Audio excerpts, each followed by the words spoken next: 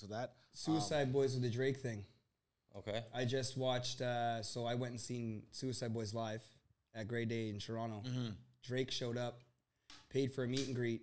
The Suicide Boys, and basically the whole Suicide Boys fan base had turned on Suicide Boys over the last week because they took a picture with Drake, basically saying that they have sold out now to the commercial side or the mainstream, right? Saying that Suicide Boys are now like they're wrong for taking a picture with Drake because of the accusations of being a pedophile.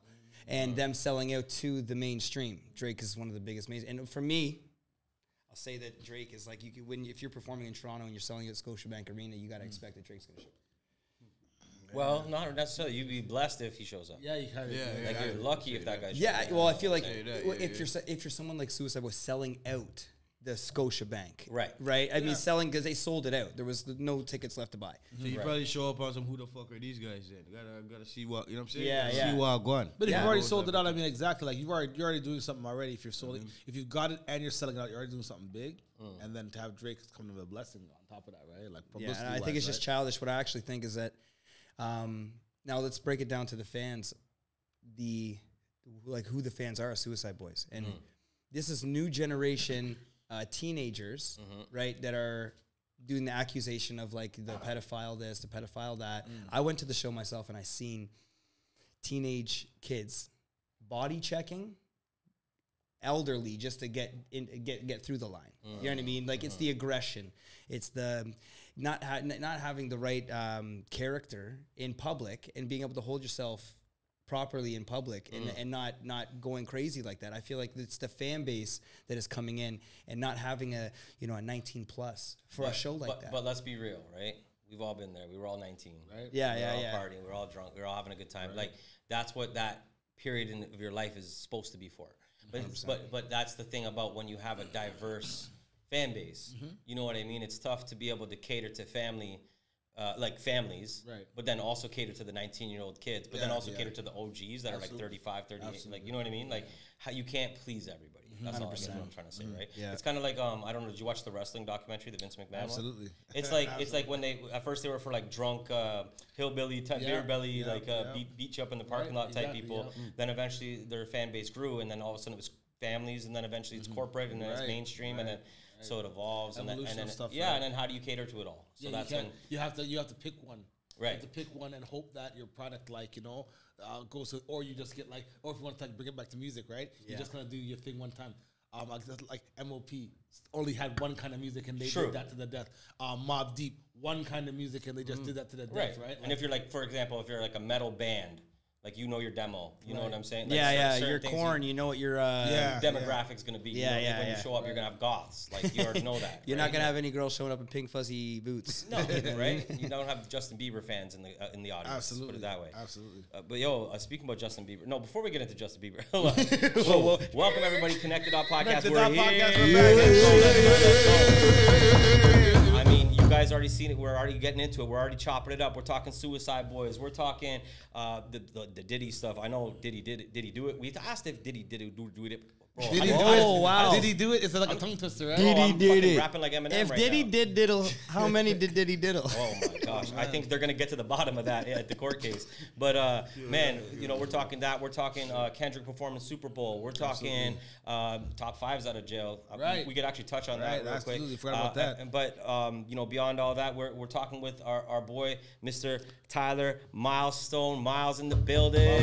What up? Thanks for coming through. Appreciate it. Thanks for coming through. Done now. Welcome in, brother. You already know my bro. Okay, so, we haven't been here in a while, so if you're tuning in, we appreciate your patience. We've been kind of just, the summertime, right? Everybody gets super busy. We got kids. We got we got family. And then, everyone's just busy. Life gets in the way of life. My guts is missing in action today, but so is Hollywood. So big up to my guts. Shout out Hollywood, you know what I'm saying? Big shout out to Guts. Big shout out to Mr. Hollywood. And, but we're just going to jump into into it. You know, shout out to everybody and everything like that. But we're gonna basically dive into some topics. We're gonna talk to Miles a little bit about what he's got going on, and then we're gonna review some music that from some of the artists that submitted the songs. We got a whole bunch of artists that submitted songs, so that was actually pretty dope. You posted it, I posted it. We got like at least close to like 10 submissions or more. And that Thank was you like, for that. Thank you for that. Yeah, people. so we appreciate everyone that's tuning in and paying attention to what's going on and jumping on opportunities. But also in the comments, yo, whoever else y'all want to see on here as guests, like comment that and shit. You know what I'm saying? Drop it in the comments, baby. Let us know. yeah, we're gonna bring some more guests on. We have a few cool ones lined up. I know we said that before. And then we kinda, the problem is that all of a sudden we went MIA, but we did have Peter Jackson on. We had who else did we have? Sorry, we had Kilo. Fury. You had Kilo, Fury, Lord Fury. Cali Kilo Don, we had Fury. Right. So we had some where you got a little bit of a taste of it. So we're coming back with Miles. You know, Miles got some stuff going on, so we appreciate you coming out. We want to talk to you a little bit about what you got going on first, and then we'll jump into some of these hot topics here because there's a whole shit ton of shit going on in this goddamn crazy world. Pile it on, man. Trust me. But Miles, tell us a little bit. So me and you started talking. I reached out to you a couple of days ago about a producer that I wanted to connect you with because you got your company Militia Media, which is something that's really dope that people need to kind of take a look at. You know, Miles did my coaching program during the pandemic, and we worked together for about 6 months, maybe a little bit longer, to help him launch Militia Media. And you know, it's been since then. It's been almost 2 years or so. Yeah, and about you know, 2 years, just under 2 years. Yeah, and I've been seeing you grow in it, and you know, and still developing and still growing the business. I feel like the first thing about building a business is the fundamentals that you taught me, right? And then building it from there and learning your own way to actually evolve it, right? Because for me, having one sale, we discussed the other night, man, having one sale is just a sale. A client is long-term, something that's going to lock in long-term business, right? And then to be able to network and bring in other, business amongst that is, again, like bringing in a client and then that client bringing in another client. It's like the stem for the tree. Right. And so tell because obviously I know a lot about Militia Media, but even these guys they're probably not too tell us and the people what Militia Media is let all about. Militia Media, me love ya. So basically, what we do is social media content management and development for artists and small businesses. Talk to the mic. Talk to that. The people is here. They're here.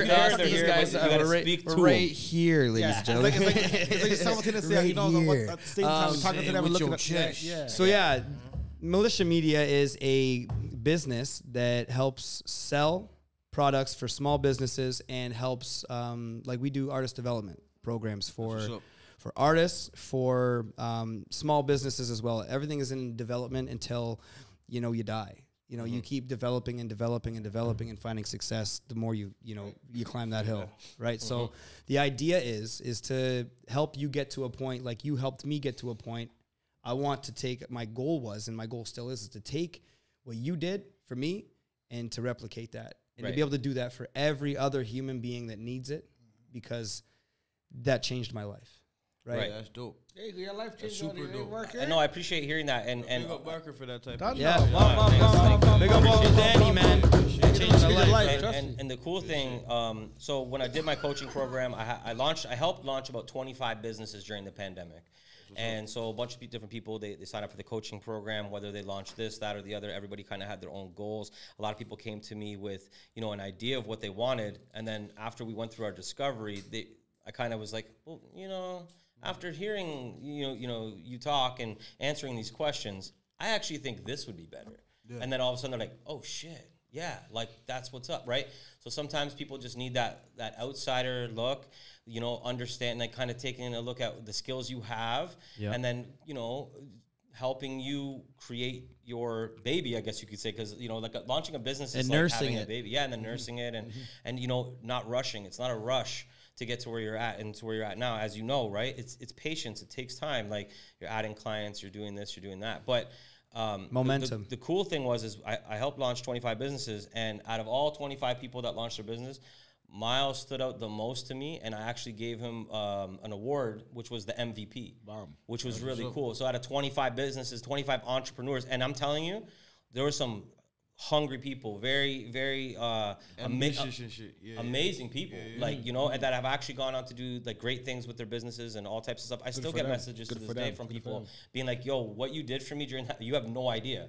And I'm like, that's why I do it. That's right. It's not about money. It's not about it's about the impact. You know what I'm saying? But this guy right here, MVP, and I was just super happy with his work ethic, attention to detail, the actual effort that he put into everything. So to see it, you know, growing over time, and then the reason why I reached out to Miles is because I had a serious producer who's been asking me to manage him, and I was like, I actually brought it up to my wife, and my wife was like, you need to link him with Tyler because Tyler's got Militia Media, and I was like, ding, okay. So then I called him, and I was like, boom, connect the dot, and you know, that's kind of how this started happening, and I was like, you know what, maybe you should come in and let's talk about Militia Media a little bit more. So from my perspective as well, just to add to this is, you know, everything that he said there, but he basically helps artists like launch a campaign. So like you'll come to him, he'll work with you, you guys come up with an idea, and then he works with you to actually roll out the campaign. So whether it's you're launching a single, an album, you want to do a tour,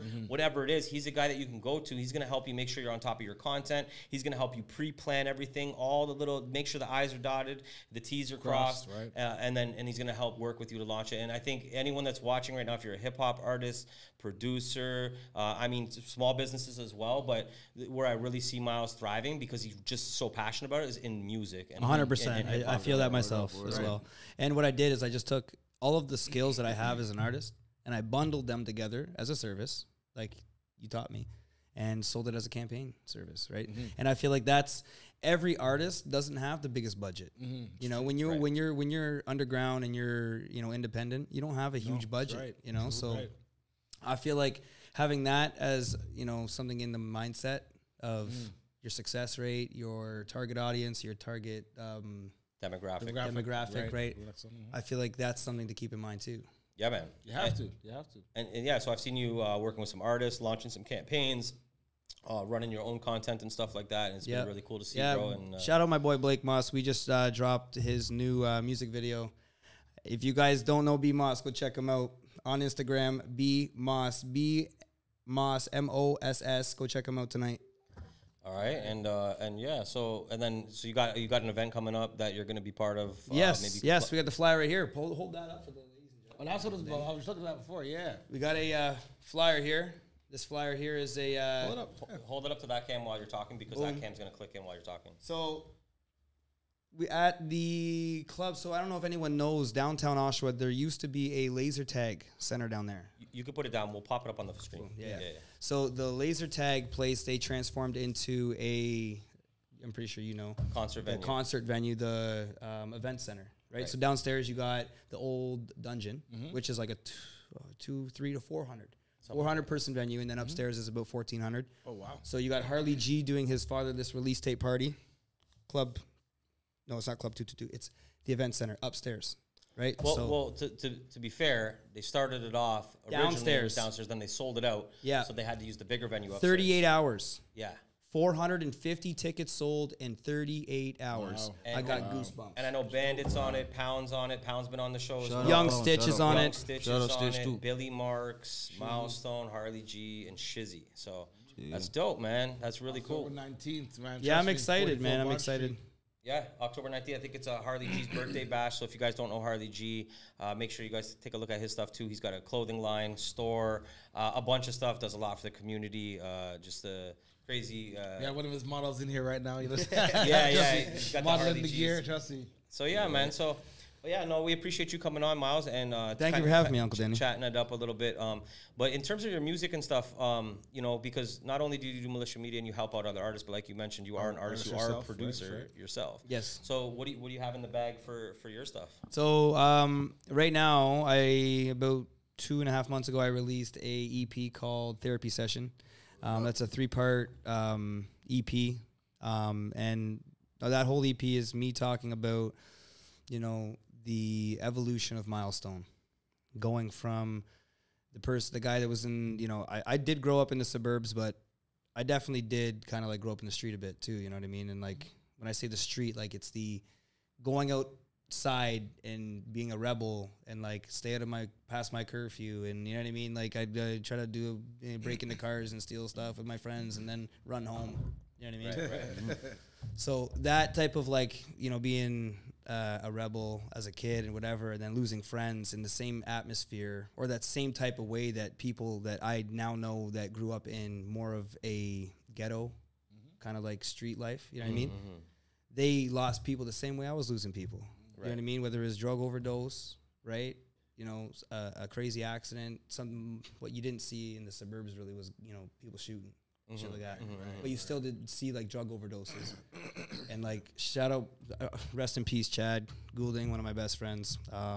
He died in the summer of 2019, and that's what caused me to get sober. Right, so that whole EP. Word up. R.I.P. Chad. That's a good reason to get sober, if anything. But yeah, man, lot of ODs for sure, man. It's crazy. I was just thinking about it earlier. Like I've lost a lot of people to overdoses and stuff like that. But you know what's crazy is like, you know, when you're in high school, like you just know so many people and like pretty much all connected. Like there's a big circle, you know. And then as you get older, like you're not really in that circle anymore, right? No. And I was thinking about it like literally today, I think it was, and it was like, I wonder how many people that I don't even realize it, but they've actually passed away.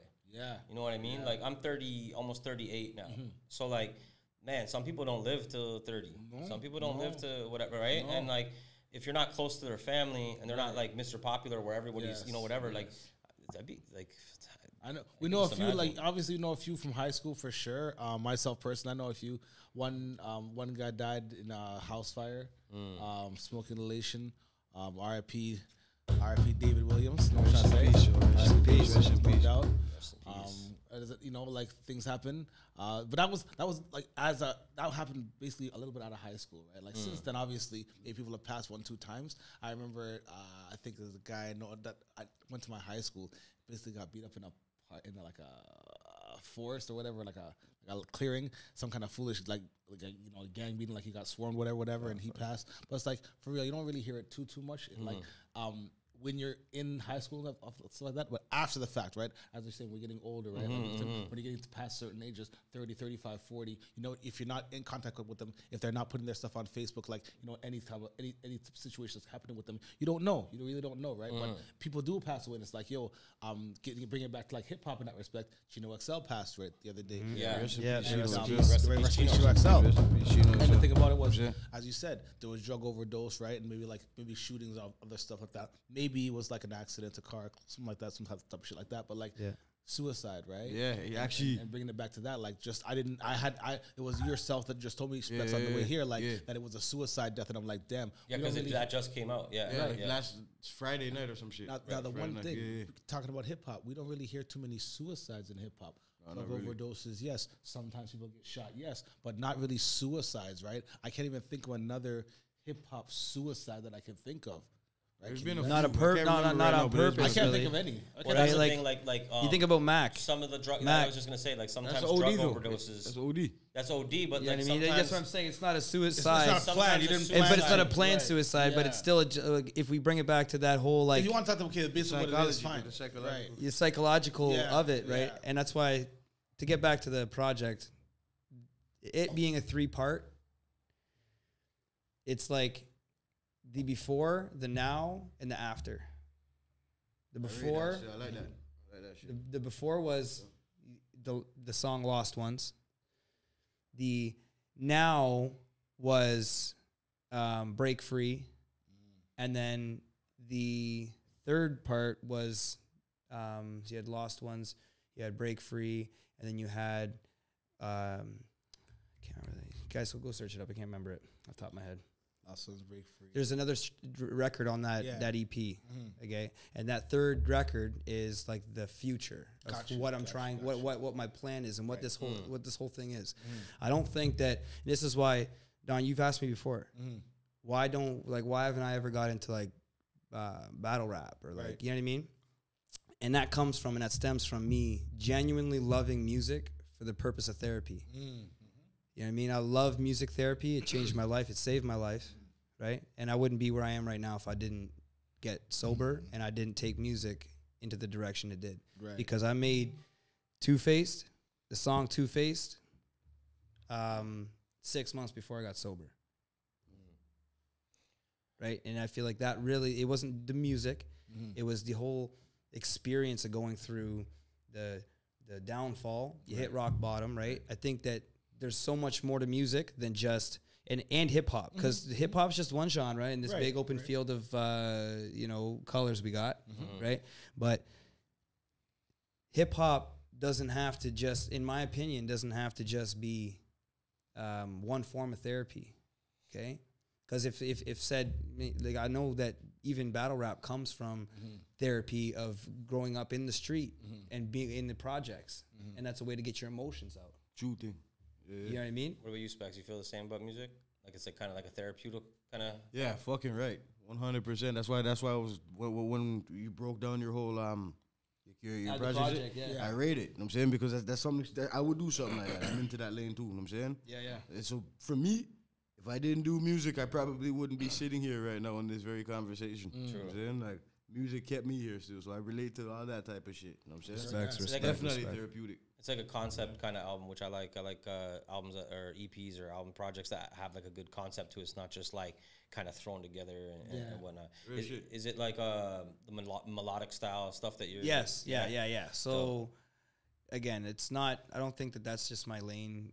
Sure. Like moving on all the way, but I just feel like that definitely helped me touch into a certain side of myself that, like, that is a huge counterpart of who Milestone really is. But bro, you should own that lane, bro, because you do I do because you do it well. Like just because you're on like Connect the Dot, like like a lot of the stuff that we have on here is like boom bap and stuff. But we've even reviewed your music on the show, and you've gotten good ratings on the show. Like we can appreciate good music. You know what I mean? And that's the thing. Like there's a lot of people that try the auto-tuney style stuff or melodic style stuff and whatever, and honestly, like they're just not doing it justice. But you know, your music comes across as very like well produced and, you know, high quality, and like lyrically it's good. Like it's not like too dumbed down like to today's kind of standards. Like if you listen to a lot of like especially stuff coming out of Toronto, absolutely, it's just like one syllable rapping and like whatever. And even the people that are trying to be melodic, like anything you do, do it at the best you can. You know what I mean? Like I feel like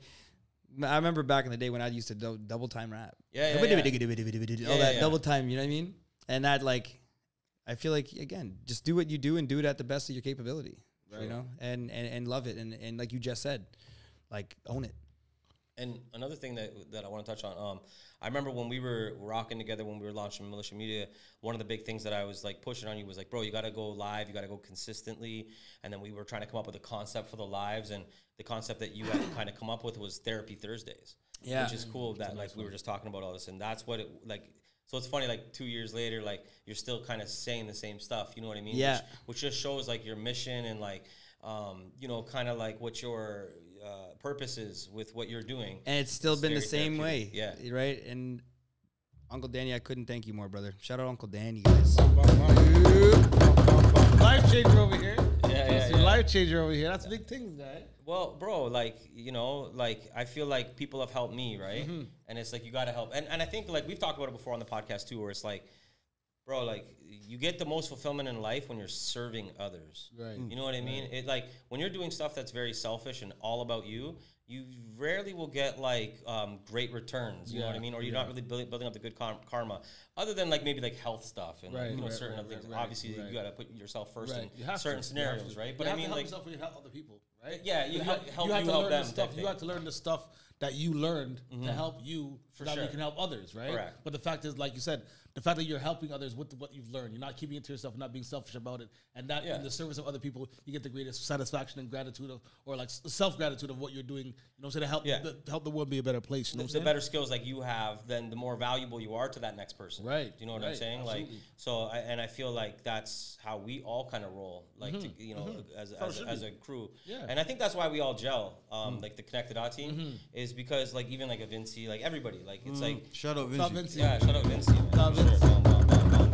But it's like it's not about the money. It's about the fucking camaraderie. It's about the, hey, how can I help you? How can I help you? How can you help me? Whatever. Like, and then not just even us, but like we build this to help others. Like put him up, like Miles on here, Pound on, PJ telling the story, like you know, Fury, everybody, right? And like all the other people we're gonna bring on. Like it's a platform that we've built. And we put a lot of time, money, effort, blood, sweat, and tears into this shit. Right. And it's very like, it's not very like rewarding. Like there's no like monetary gains. There's no like, but we do it collectively. Yes, we have you know what I mean? To help us help you in a sense, right? So, but anyway. Obviously, you know, like if you put a thing into it, you know, like say we put on an event, right? We don't want to necessarily lose money for the event, for sure. but like we're not trying to like gain and get some money so we can pay our rent and pay our mortgage. It's not like it's not exactly that. We're not trying to eat off it. You know, I'm trying to say like we're doing it more for the culture than for like monetary gain and like for profit in that respect, right? Yeah. And just to add to that too, like any monies that we've made in the past, because we've had some really good runs where we were able to make decent money off of whether selling clothes or the events or whatever it might have been. And we always take that money and we end up, you know, giving it back somewhere, right? Like buying more clothing, going to 100 people point of view, or the Nintendo DS. That was a great deal. deal. The Christmas in July, which I wish we would have done that this year, but we're gonna have to plan that out for next year. That was nice. That was nice. You have to find some deserving people, but you know what? There's deserving people everywhere. You have to find the right ones, right? But it's 10th anniversary this year. We are gonna launch some gear. It's gonna be probably closer to the winter time since our stuff's mainly like hoodies and tracksuits and that kind of stuff, jackets and stuff. We're getting into t-shirts though, man. Trust me. They got a new a way to do it. I'll show you. The 10th anniversary stuff's gonna be dropping soon. But Miles, we you know, I want everyone to make sure you guys are following Miles. Make sure you guys go check out his stuff on Instagram. Milestone Music with a Z, not an S, right? And then Milestone Music on Facebook, spelled proper, MILESTONE MUSIC. And then you can check me out at www.milestonemusic.ca. Did you plug the Militia Music? That's all. Militia Media, yeah, baby. Militia Media Inc. on Instagram. Make sure you go hit that button, share it. Let's go, baby. Right, and so gotta get them all in. That's it. Get them all in, right? That's it. So let's get into some stuff here because you know there's been a lot of lingering stuff going on, right? So I mean, listen, we already did a few episodes on this topic. But listen, why don't we start with that one? That one I believe will monopolize the time. Let's start with other stuff, lighter stuff. Okay. Nah, he did it already, yo. We're good. This guy wants to just say that and then drop the mic and walk out. Yeah. How about this one? I'm gonna start. Okay, you spark it off. Kendrick Lamar getting the Super Bowl nod. What are our thoughts about that?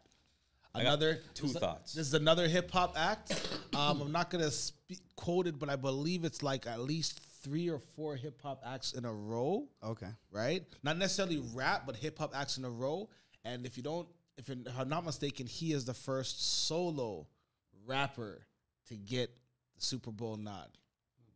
Thoughts? I'll let you guys open it up. If you guys got some thoughts on that. I'm gonna be honest with you guys. I don't really care. But yo, it's good for anybody. It's a good look for any artist to get that notch too. So that being said, be it Kendrick, be it anybody else, salute, yo. You know what I'm saying? Take your humble, win, baby. Yeah, man. Take your win, smoke your blunt, and call it a day. Yo. That's it. See? Yeah. So, I think that Kendrick deserves it. I think that you know what I mean. If we're gonna talk about opinion, right? I believe that Kendrick deserves it. I also believe that when Drake was 18 talking about being with 18-year-old girls, and then you compiled like they did with Tate, right? I mean, you compile a bunch of stuff together, and again, but I don't do my research. I'm not the one that's doing all these compilation videos to put it all together, whatever. So, if it was Drake, and say the rap beef went the other way around, right? Would everyone feel the same way about Drake if he got the Super Bowl? Right? Well, what I heard was Drake got asked to do the Super Bowl and he turned it down. I heard that he's been asked for the last couple of years, or 3 years, and he's turned it down every time. Right.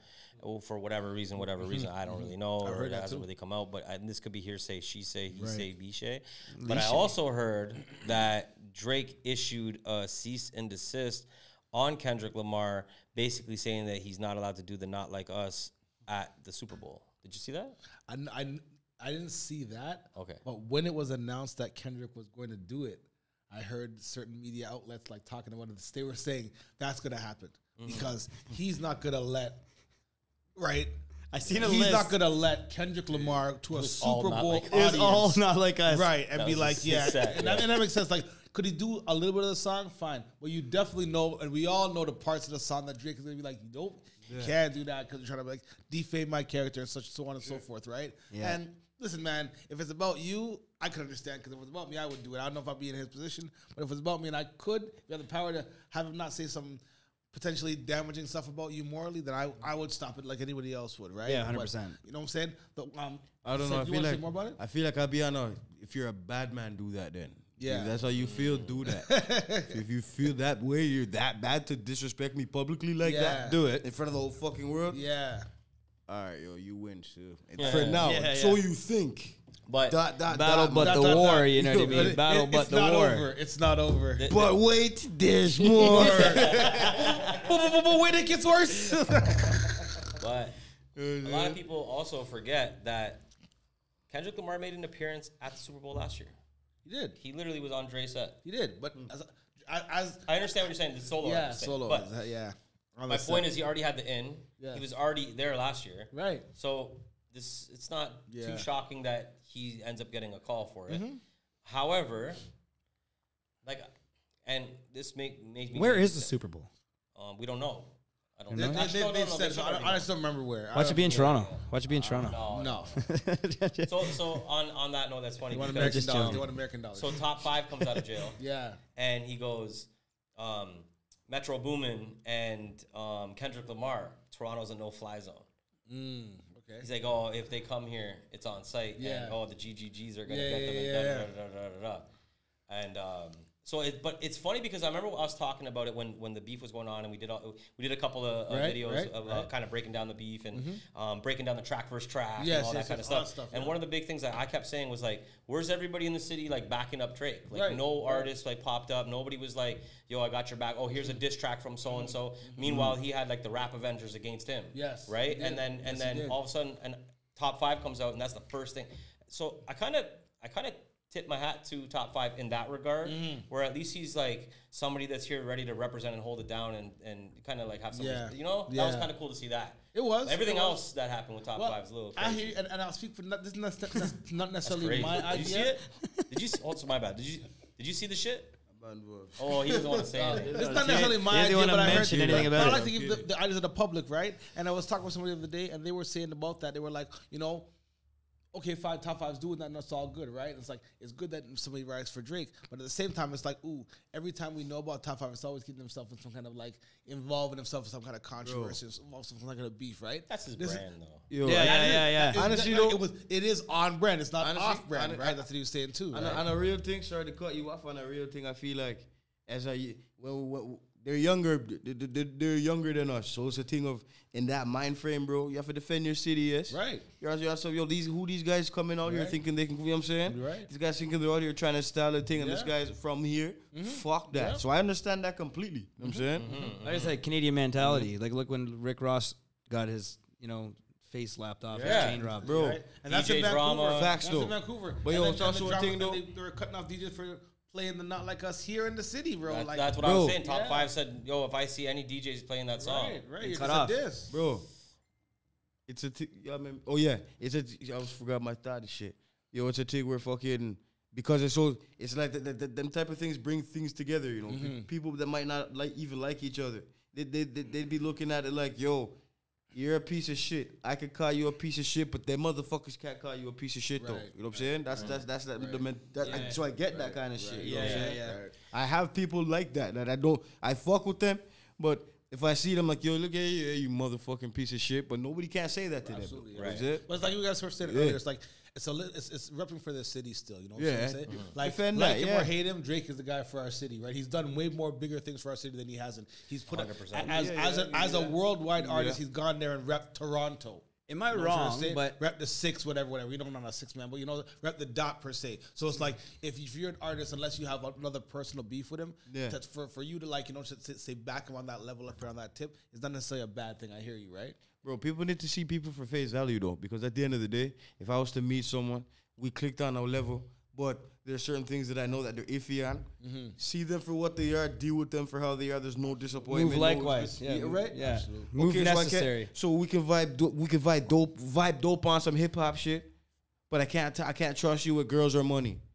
I'm not gonna talk to you about girls or money. Trust me. We're gonna talk about hip hop and smoke some weed and vibe some music. You know what I'm saying? Yeah. Did Pressa say anything? Because isn't Pressa... So Pressa didn't say anything. Like when the beef all happened, like he didn't put out a track. He didn't say nothing. Like I think he's being like keeping it low because he's also breaking into the American market and he's signed and all this kind of stuff. So I think he's just kind of like laying. It doesn't make sense for politics for him. No, not at the sense. point that he's at right now. Yeah. I think if he was still like 2-3 years ago, I also think that all the underground Toronto artists are like that. Nothing other than Drake, say like Tory Lanez, whatever, Belly, right? You get to the closest of what has blown up and what's an A-list artist, right? And then you, like, what else out there is going to actually stand up? That's what we're talking about, like when you had the quote-unquote Avengers, right? Like, not Toronto doesn't like Toronto, artists, but like, we didn't have artists I'm just on gonna that say level that. to stand Facts. up against them, like, put a diss track towards not like big that. enough voices. Not big enough voices, right? Yeah. Toronto doesn't like Toronto, yo. It's Toronto versus True face Toronto. capital. That ain't But good. I was saying like Smiley, just a couple of the guys that he kind of has that are like on his roster. Yeah. Could've Smiley, even that's a stepped good up. question. They could have. if But you- again, the name, right? Like, if if you you could have put out something, but wouldn't have got any traction? Is what I'm gonna say. Go ahead. If you think about it, though, it could have been a thing of somebody on the corner must have been like, "Don't say nothing, Could be chill, that too. Yeah. don't say shit." Okay, Let them think think. about Yeah, you know what I'm mixtape saying? era, Yeah. right? It would have been a Like, slew of bro, fucking records back and right? forth, bro. And it would've been Probably even sick. some fights and shit. Man. I want two Well, little they beat still, ups. they still did things like what I said. They still Yeah, did things. but- I remember. I think the highlight for me was Yeah. I diss you in the morning and you diss me back in the afternoon in one day. Bro, that was like the highlight to bring it dissing to a new era where it's like One day and you one had day, a the diss same and day, then a the same day. response. Or you had to say, "Let me go sit in the studio, bang this out, and let me hit you with this before the day's even done." Done. Like, that's- Yeah. Before done. that 12-hour wait period's done. To add into what you guys are saying right now, I was a couple weeks ago. I was scrolling and shit, and I saw Styles P on a podcast. This man said, "Yo," he was talking about Drake. Styles P said, "Yo, we love what you're doing up there. You're great up there. What you're doing, beautiful.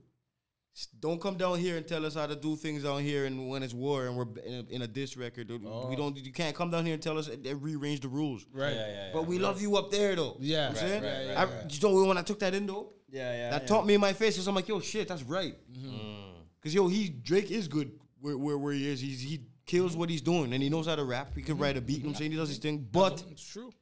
you can't really come down to the raw nitty gritty of the shit and be like, yo, you're doing it wrong. Yeah. But No, you're doing it I wrong. was gonna say too is like Drake really held himself down, anyways. I'll Like, give him that. Yeah, I'll he give him didn't. that. I'll give him himself, that. yeah. Yeah, In he the almost battle, didn't need you mean? anybody. Yeah, in the battle. Yeah, in the right? battle. Kendrick's a beast though. Yeah, Kendrick did Kung good. Fu Kenny's a nut. You know And what think I'm about saying? like who really? There's not many people you can say Cassidy and whatever. Who really won every battle in that respect, right? Because like I mean, he has a good track record. If he lost this one, he lost Pusha T. Okay, he won Common. He won. Yo, Meek, bro. He won. Yeah, he fucked Meek up. Right. He won. Common. Yeah, that Meek battle. So Kicked him down a flight of I mean, shit. if he 100%. Like Dre Specz batting had 500, fucking knocked him. 50%. I don't know. That's not so bad. That didn't That's not happen. so bad. Against the names he's going against, he's not going against some, idiot man guy. He's going against some splitters, right? Well, you know what? This is off topic a little bit Common? from the. It's still battle related, but do you see how quick that battle between Chris Brown and the guy from Quavo? I ain't even One listened to that track shit. like this, done. Yeah, I didn't even see that. No, I it's missed my it. point is Yeah, that you yeah. didn't even see it, Right. But Is that Chris what Brown is Brown- apparently like the U.S. version of our Canadian Drake. No, Is that when he like he's rap? like the He can pops. rap. He can rap. He But can he doesn't- dance. he doesn't Is that, rap. is that the one when he spit on him? Or like he's like, I checked it out. I checked it out. Getting beat up by a It was entertaining, yo. It was it was entertaining. If that's- But I'm that's the saying thing that about, he kills it's him crazy how Drake's and Kendrick's their beef got the light.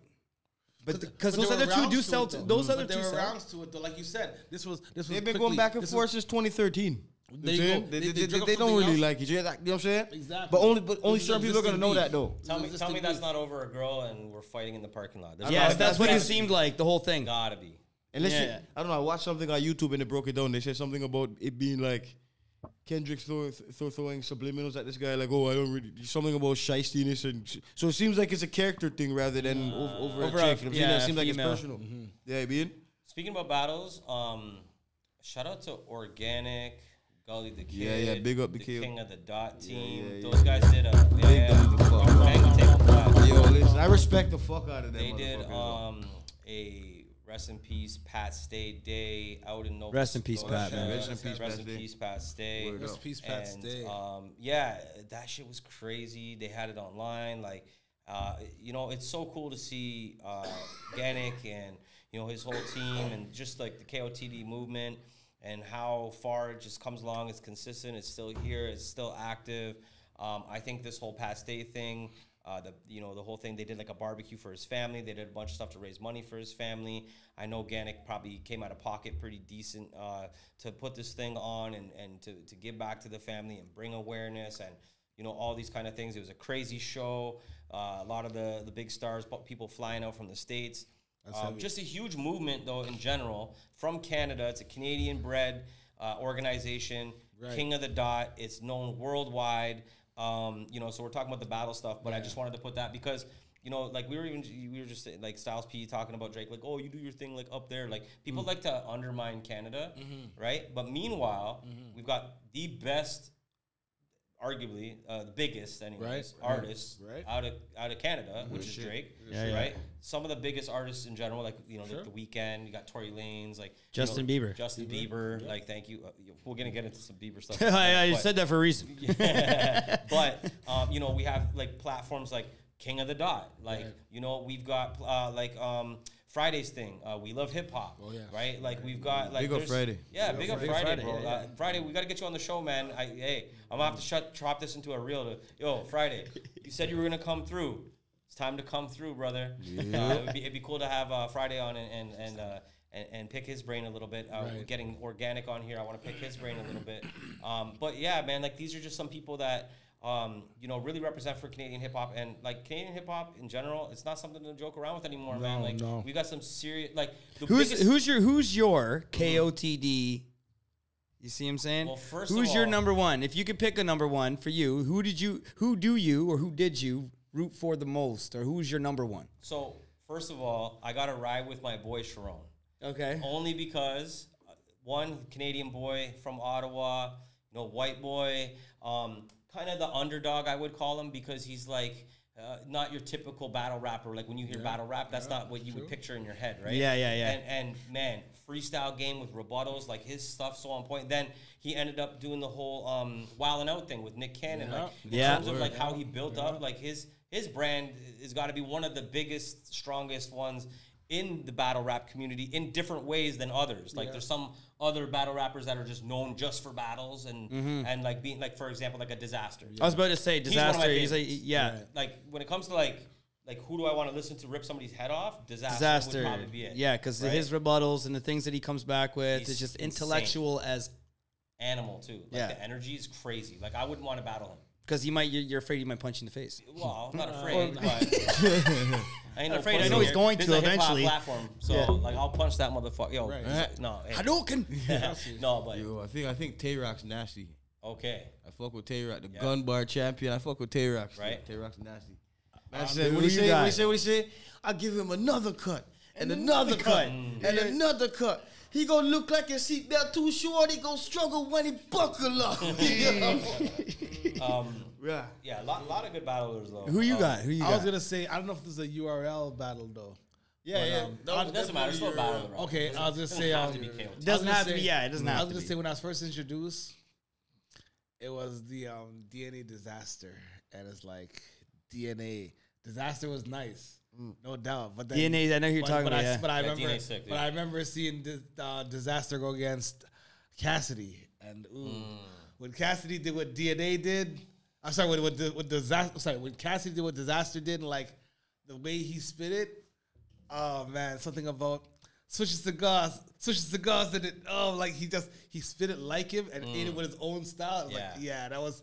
But even when I remember, that was one of my favorite battles. Yeah, but I remember DNA. When DNA was spitting, I think he used I can't remember the bars, but he said he used like Arabic words, bro, and had the people like da. So when I say this, the people in the back know it. I was like, oh man, I'm like, that's why for me, so I'll say DNA because he's a weirdo. Daylight. I knew you were gonna say that. I had a feeling. You seem like a guy that would like Daylight. Just because the things that he says, for me, if you can catch somebody so off guard, You see what I'm saying? This guy will say some that make He you will, so but- off guard. And what got it for me? He's nice though, but this guy It was the Mad Child one where I'm a little teapot. Whenever he said that little teapot bar, got me. No, that was funny. But Mad Child's not a battle. Like, I seen that battle actually. It was just so entertaining for me. He was shaking, though. Mad Child was mad nervous. He was. And I feel like it was also because of he knew that there was an onslaught coming. Yeah, and it's not he wasn't in his comfort zone, yeah. even though he is you would think he's like a battle rapper. Just you know aggressive, what I mean? but not a battle rapper, yeah. But he wasn't in his element. He was like a salmon in a friggin' Yeah. He was at 50%. Lying in the ocean filled with salmon. Or something. I can't lie though. I seen one battle. You were talking about battles, yo. I seen one. Tay Rock was battling this chick, and this what he said. Well, your feet hurt. What he say? Your feet must hurt from holding up your body, bitch. Oh, fucking big back body bitch. Yeah. You a little body bitch. You a little body bitch. I mean, holy shit, bro. You know what I'm saying? Yo, he let that Thunder. rhyme scheme go and go. Yoga and go, flamed and her, it fam. was like Yoda rhymes. When they get into certain rounds, he's just done the place, man. Trust But me. yo, also Pat's Day, man. Yeah. You one can't of forget rest that. in You peace can't to forget the that. Yeah, Man. Like, rest in peace to him, absolute legend, bro. Yo, his battles, like I know man, that's a favorite from a few of my boys. Oh man, he's got some of the best battles ever. When he battled Sharon, I think it was at Blackout. That was nuts, bro. Like, and just like, bro, he's got bars, his swag, like.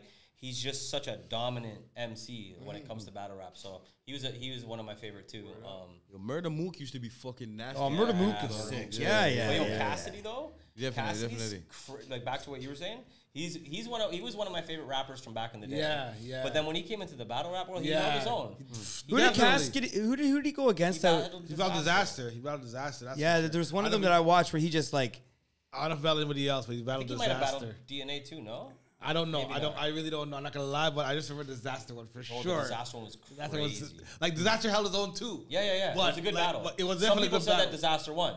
Like it was. I'm not saying Locksmith Like I said, in like Disaster. I said, it was nice, but that part when when he Cassidy used his own style against him, and he murdered it, bro. I was like, yeah, it's Jeez. just Oh, like, he was sick. and listen, if you spit like a man does and spit as sick as he spits or sicker, he can't even win, guy. Like, I'm sorry, he can't even win. He guy. came in and talked his shit. Reed Dollars used to be a sick battler too back in the 2000s. You remember Reed Dollars from Philly? Yeah. Thanks a little Sandra. Show me your whereabouts, where I can find you. Yeah. I know what you're talking about. Yeah. Also, shout out notable mentions, right? What's it called? Young Stitch battled in KOTD. Oh, yeah, What's Honorable up, mention, Young KP? Stitch. KP, does he still rap? KP was nasty. Does he still I rap? don't know. I'm not sure. I don't think Because KP was sick. I seen a couple of his battles, man. Those were nasty. I think he is battling. I don't think he's necessarily battling KOTD right now, and he might have dropped an album too. You could be right. He did drop an album. Yo, he's one of my favorite rappers from KP? from out here. Yeah. Like, He's from Oshawa. I think he's from Yeah, Southern from the Durham Oshawa. area. Yeah. Like, he's one of my favorite rappers from time. Like he's really good. Arcane. I used to really like Arcane back in the day when Arcane was on his shit. I think he was KOTD champion, I believe, for a bit or whatever. But yeah, man. Again, shout out to the real battle rap. You know what I mean? Like that's like because it takes some balls. I actually went into the prove yourself battles. I did a battle. Oh yeah. Yeah. Like I remember that. Yeah, shit. you did. I watched it, seen watched that it, video. I fucked up though. I seen the video, The guys. reason why I fucked up is because my opponent played it as if he wasn't gonna show up because it was a snowstorm or whatever, and he was like, "Oh, I don't know if I'm gonna make it and shit." So I had like so many people that were gonna come, and then it was a horrible snowstorm. So I was like, "Okay, if he doesn't show up, and like I bring 40, 50 people here, like this is gonna be whack," and everyone had to drive in this crazy snowstorm. So, anyways, It could have been a Danny party. Are you stupid or what? Yeah, but it was just I didn't want to like endanger people to like Yeah, I get it. I don't even battle. So many exactly. So you don't even battle. So anyways, right. I didn't do the greatest, but I would definitely do it again, and it was a lot of fun. I just have a lot of respect for that whole culture, like the battle rap culture. It's like its own subgenre of hip hop. I know we talk about subgenres sometimes on the show. And you know, we were just talking about battles. I mean, that's on Beats, which I heard KOTD is going to be doing some battle on Beats. Yeah, I cool. seen that. Yeah. But anyways, the one thing about that I want to say, just to add on, just to maybe tie a bow on this. Yeah, tie a bow on this. The one thing I like about it is that no matter how violent the bars are, how gangster it's all love. It's all rap. It's nothing like, you know what I'm saying? It's it's like those UFC fights, man. I'm coming and bust each other's nose, and at the end of the day, they'll hug. You know what I'm trying to say? Because like, yo, it's nothing. It's just the art. It's just a sport. But you know what? That is a mindset. You see some of these videos. And it wasn't always like that, bro. Some of these guys come into the rap battles, and like it's hostile. Yeah. Like as the rap beef goes, but then. Sometimes you can see that like one of the parties, the A or B party, like lets that aggression go, and then I've seen one of the disaster. He just smoked this guy. I can't remember who he was battling. I think I remember that, he started scrapping his opponent in the middle of the battle, man. Exactly. Like, so, I'm not gonna say it never happened, but like in more recent times, more like it's meant to be very, very like it's on respectful. Exactly. And even if it's disrespectful, it's not. It doesn't get physical after. There's no issues after the fact. Whatever happened. Let me respectfully disrespect you. Yeah, exactly. Whatever was said was said. But to your point though is the cool part about that is. When you're battling somebody, you're there face to face, in person. The energy's delivered right there on the spot. You could dap it up or not dap it up after. Right. Yeah, You guys are smoking blunts on the same sidewalk right after. Your friends and their friends, everyone's like right there near each other. Like if something was gonna happen, it would happen now. Whereas if you're battling through tracks, now all of a sudden, what if I bump into him at the club? Right. Or what if That I makes bump a lot into him? more There's sense, all this like looking over your shoulder type shit. Whereas like I feel like the cool thing about battle rap, it's almost like boxing versus like a street fight. Yes. You know what I mean? After a street fight, if you lose, you might want to come back and shoot that motherfucker. Right? Yeah. But in boxing, you lose. You shake hands and you move yeah, on, and there's gonna be another fight. If you lose a boxing match, either way, you still get paid, yo. True. It's a difference between 2 million and 200,000. Right. You know what I'm saying? Whereas if you lose a street fight, you might have lost a tooth. Couple and that might teeth, cost you some money. teeth. Or broke a bone. Lost your girl. More than Lost your Jesus whip, Christ, lost bro. your wallet, and your The shoes. lesson- Sounds like you guys are venting here. The lesson here, hey, Maybe I listen. am. The lesson here is, ladies and gentlemen, don't street fight. Don't do that. Don't shit. get tossed downstairs at Nocturne. Keep your teeth. One of the best lines I ever slap in heard. the head with an man said, extendy. I don't go to the club to beef. The only beef I want is a gal and a kana.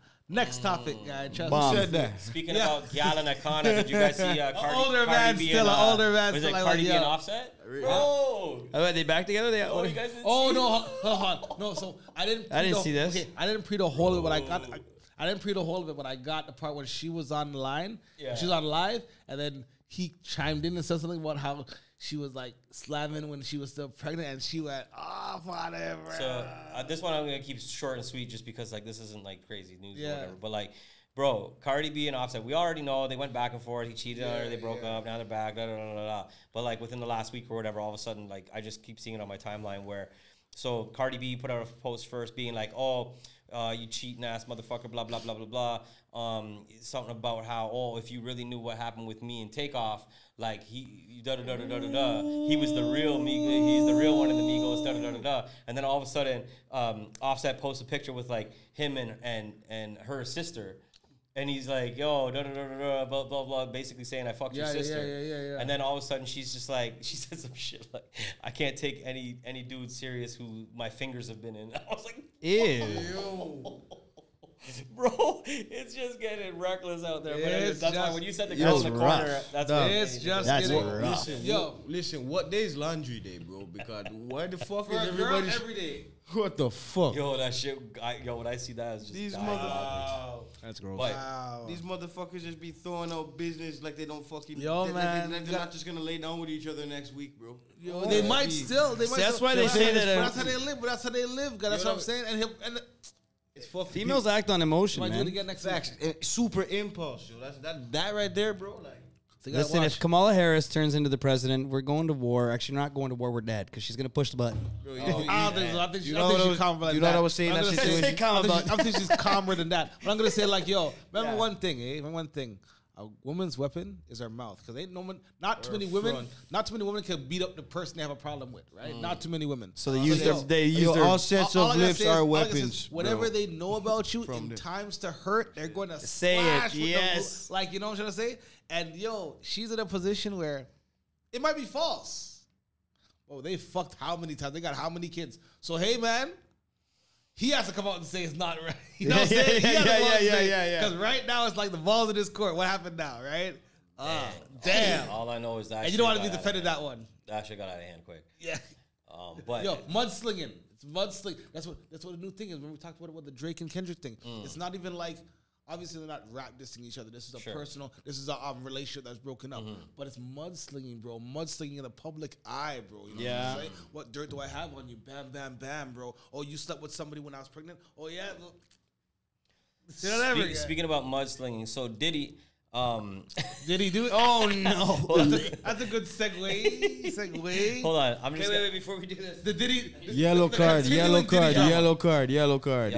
hold on. I'm just gonna read it out like I'm reading the news here. Okay, so obviously we've been following the Diddy stories for we were talking about the murders. We're talking about obviously his parties and the stuff with Justin Bieber, and we were talking about all this kind of stuff in previous episodes.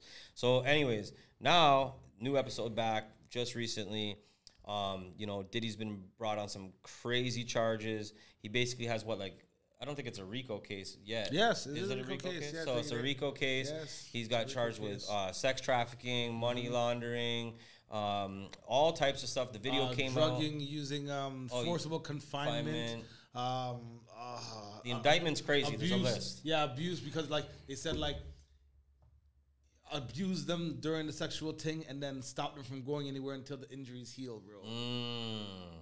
Right? I seen the video. Right. I seen the one video where a female tried to leave the hotel room, and then he's throwing her around he beat the crap out of her, dragged her down the hall. The hall brought her back to the hotel room, and I seen that whole thing, and it's crazy because I'm seeing people online. They're pretty much being Diddy defenders. How so? Okay, people are being oh, he didn't act alone.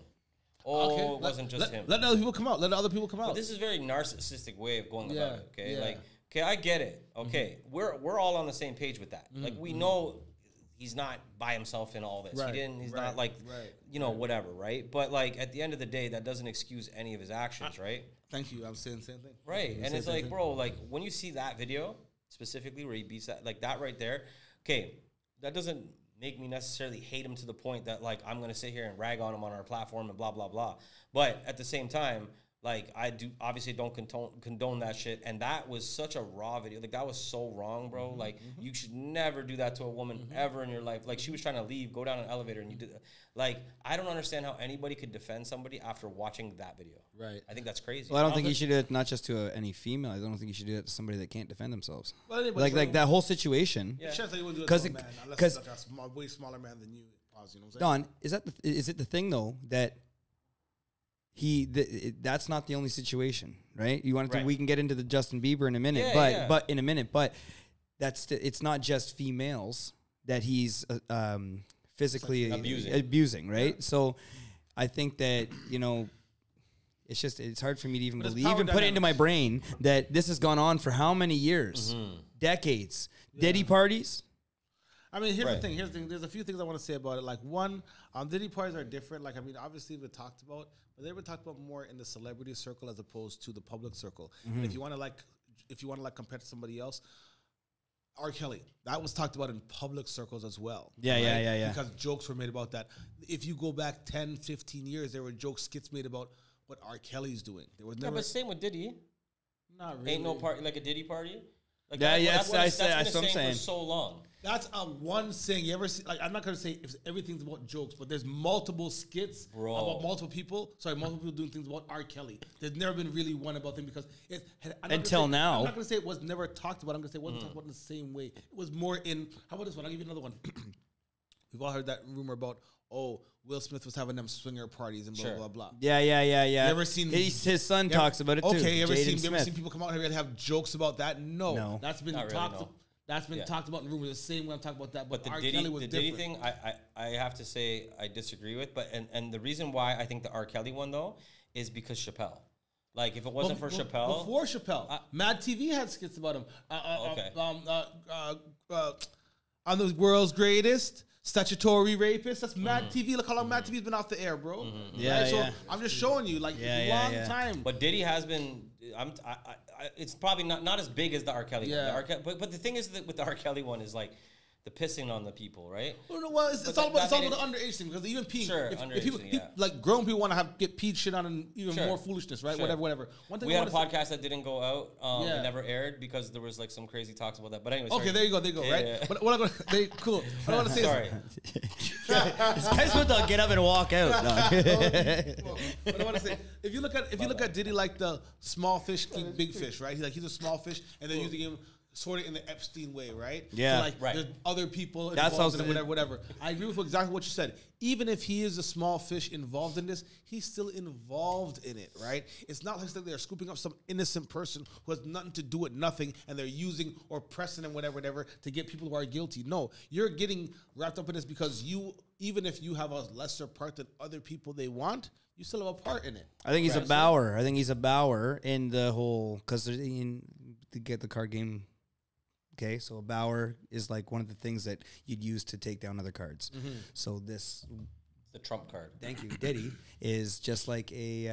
It's just like a, maybe not even like an R. Kelly, because Diddy owns a record label. It's a way. It's like an Epstein, and I guarantee you, if this thing is what we think it is, which it most likely is, these people are all over the world, buddy. In my opinion. Well, he's flying people in. There's escorts from around the world. There's also powerful people that are probably money wise, maybe not famous, like known to all the people. Exactly, I agree. Right? And just money wise, in their own right? way. Exactly. So here, no. What I was gonna say is, so basically, so what we know is he got booked. Yep. He's not getting bail. He's not getting bail. They denied him bail. He offered $50 million. He offered to give up his phone. He did a lot of stuff. Yeah, passports. He relocated himself to New York. He gave up the passport of his family as well. He, like you said, they had $50 million available for him to put up for bond. He relocated. Remember the weekend before he went for bail hearing, he was out in the public, being like, taking pictures of people, just like being shown. That was on purpose. Obviously, with his family, the family man. Excuse me, showing that perspective, that persona to the people, like, I'm a family man, how can you do this, blah, blah, blah, right? Yeah, but obviously, I'm going to say, once you get on federal charges, right, where they're, like, raiding your properties on different, you're probably not going to get bail, man. I mean, regardless of the amount of money you can put up for bail, you're probably not going to be granted bail. Well, flight risk, suicide risk. So then they put him on suicide watch. He parked the private jet. Then he's on like a hunger strike almost, because he's afraid that they're going to poison him. All these different things. So a lot going on that side of things, but a lot of people really quiet right now. CEOs stepping down from the businesses, people selling their rights to their music. Yes, I made a post about that today. Justin Bieber just sold all of his whole catalog for $200 million. That's right, and he's not the only one. Eve sold her catalog. It's just the beginning to an open book concept. So here's the question I have. I wanted to pose this question because I've been posing it around since the thing, since basically like the whole Diddy thing, and it's not specific to Diddy. Right. It just has to use him as an example, and he could also use Epstein as an example. Right. Here's the question: do you think one or two things, one of these two, or a third option? One, these people who are doing these kind of file things, they are like this, they've been like this, and regardless of if they had money or influence or power or not, they would do these things. But because they do have this money, power, and influence, they do these things to a greater level. Give you an example. If they were doing something for raping people or not raping, like sexually abusing, right, a woman. Obviously, if you're not rich and famous, you don't have power like that, you can't do it on that kind of scale. But if you do, then you can put them up in a hotel. You can, fly in other escorts or whatever. You can drug them to keep them. These are the things you can do with the money, power, influence you have. Or do you think it's like they never had these desires to do these kind of things or whatever, but the amount of money, the people they hang with, the influences they have, all those things change them. Now, before you answer, I want to say this. I have to send you guys and show you, but Prince sent it to me, right? Interview by Ali Vegas. If you guys remember that, Ali Vegas, sick rapper, right? He said his people used to come up to him and be like, "Yo, how come you never got to those levels? You were sick, you're nice." He's like, "Listen, man, I didn't want to walk through a certain door. The way they start you off is they bring in the stylist." Yeah. You remember Tila Tequila? Right? Yeah, I remember Tila Tequila. Do you remember that interview that she did, that she talked about how, and she went quiet for a year, but then she went 2 crazy years. or whatever. And she went crazy. Maybe they made it look like she went crazy, or maybe she did go crazy. But I don't know about that part, but yeah. that for me, that was like a kind of. Well, you heard about connection. that, right? So like they send the status first, and then he's the first one. If the status can put you in the tight, Yes, shirt yes, or yes, yes. the fruity clothes per se, You're right? accepting. Then you're accepting, and he goes back to tell them he's ready to come to the parties now. Yes, the white part, the white suit And party. when you come to the parties now, they tell you, hey, this is the party, but that door. Oh, that goes to door. Your life could change, but when you go through that door, there's no coming back. right? And we're gonna see some stuff in there. And number one, they tell you about that, but like, ooh, you go through the door and it's like now they look at you, when they see the craziness happen, they look at you and see like How you react. Right? Well, so going back to what I was saying is I don't know, like just bringing that up, right? To Yeah, say I'll give you those my are answer. examples, So go ahead Quickly, I believe that you and I are on the same path, on the same road here. I believe that these things that are happening, these things that are going on, just like, you know, you guys have heard that theory of all the Toy Story or all the Disney movies. There's over 250 movies that have a specific a number. It's not a symbol. It's a number, and it's a numeric and letter Roman, code. Yes, whatever it is. yeah. And that is supposedly to be the periodic table code for adrenochrome. Right. Okay? Radical, yeah. Let's get it in there, out of there, so we can move on. That's like on the Oreo. They said the same thing. It's Same on thing. Oreo. It's a demonic design. What does it do? Adrenochrome. Adrenochrome is Adrenochrome. It's basically It's a chemical. through fear between certain ages. When you are scared enough, your brain, your pineal gland, will release a chemical called adrenochrome. And this chemical, there's a conspiracy theory that all of the elites of the world, the people that run the world, harvest. I've heard that. Okay? Harvest the kid, and that's why all the kids go missing and this and that. I never knew it was in the video. Okay, the movie. I have learned through my own research, and I watch a lot of videos, and I'm very crazy when it comes to tinfoil hat, put it on. So let's just say that them doing this, the messages in the Disney movies, them doing this and Diddy getting caught, certain people getting caught, the 27 Club, all this is to put it in our faces so we see it, so it lessens their karma. Desensitize it. No, it lessens their karma. Oh, okay. So what comes back to bite them, because we say karma exists, right? It lessens their karma in the law of manifestation. Okay, so you speak positivity, positivity will find you. Speak success, success will find you.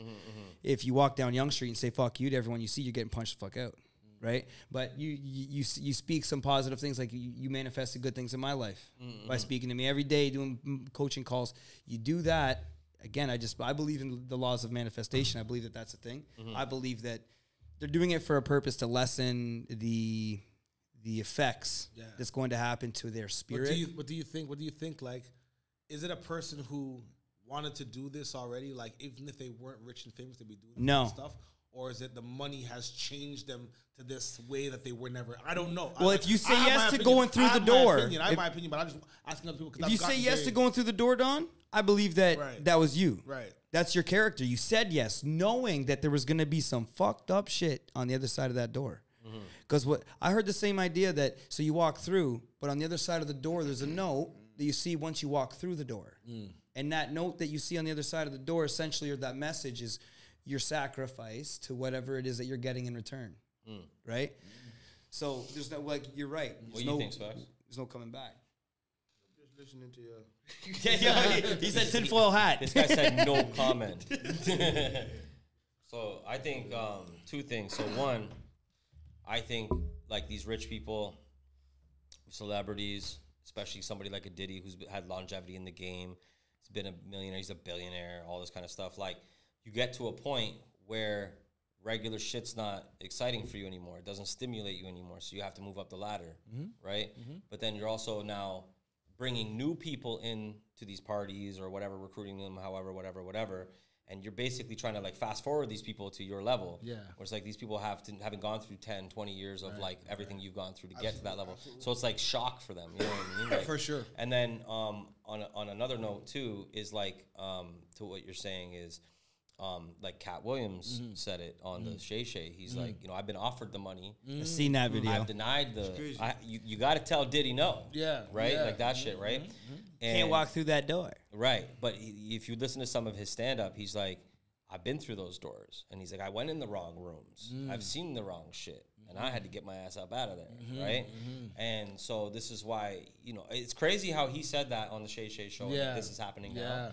And it's not a coincidence. Right. You know what I'm saying? Right. So it's not. Right. So I think that kind of answers the question of what I think anyways. I think that, like, people like Diddy, people like certain people that are in his circle, the money, it's not so much the money, it's the power, it's the thing, it's the notoriety. The longevity of it, you know, and there's a lot of rich people that can follow under this category that aren't in the hip hop industry. Right. Trump. I seen a video with Trump, right? You could say Trump. He did an interview about Diddy. He said, I love Diddy. I love Diddy. And then when I watched that the documentary of Epstein, him and Epstein were best friends on Times Square. You know what I mean? But I also feel, though, like it's like you guys were just kind of talking about it. It's like you can't bring everybody to the club. Like, they got to go to the stylist first type of stuff. Like, they need to be vetted. Like, so a lot of people that went to these parties, they only saw the first layer. Right. Yeah. Maybe some of them saw the second layer. Right. Right. If you got lucky, maybe you saw that third layer. You got that third but layer. only certain people saw the fourth and fifth layer. You're probably like super. You know what I'm saying? They're staying in certain circles, right? Yeah. And I hear that too. Like, for me, even posing the question, my opinion is like, money. Okay, I'll get to that in a second. But like, money can change you, right? But like, I think you still have to have it in yourself a little bit, right? For instance, right? Sure. If you don't drink, just because you become rich tomorrow, are you gonna become a drinker? Probably not, because you don't drink. But if you already drink, then you become rich tomorrow, probably drink a lot more, right? So that thing got to be in you. At the same time, though, I believe to get to certain levels and to get certain upper echelon status, whatever, success, I think they can see things that there's fuckery that comes with that they shit. They might decide to accept that they wouldn't accept under other circumstances, right? But I believe that there are people out there. Sorry to interrupt you. There are people out there that don't drink. Yeah. That when they go into atmospheres where things are different, right? They now drink.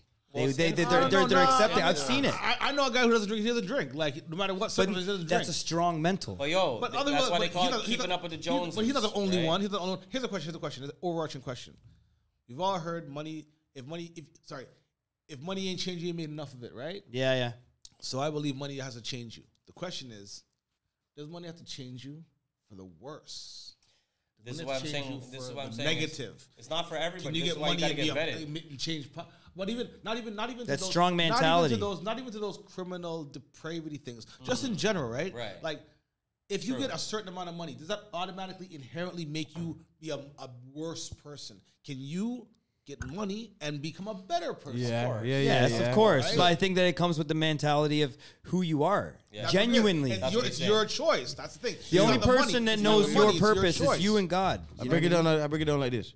Somebody could not have money and then get money and be like, I ain't never had shit, so fuck everybody. I'm not sharing with nothing. I'm keeping it to myself and I'm out. Don't call me, ask me for shit. Yeah. Or somebody could not have money, get money, and be like, fuck. I remember what it was like eating Mr. Noodles every day. Fucking. So here's what I'm gonna do now. I'm gonna make it so anybody around me doesn't have to eat Mr. Noodles every day. You know what I'm saying? Right. Yeah. Two difference. Some people are just pieces of shit with money.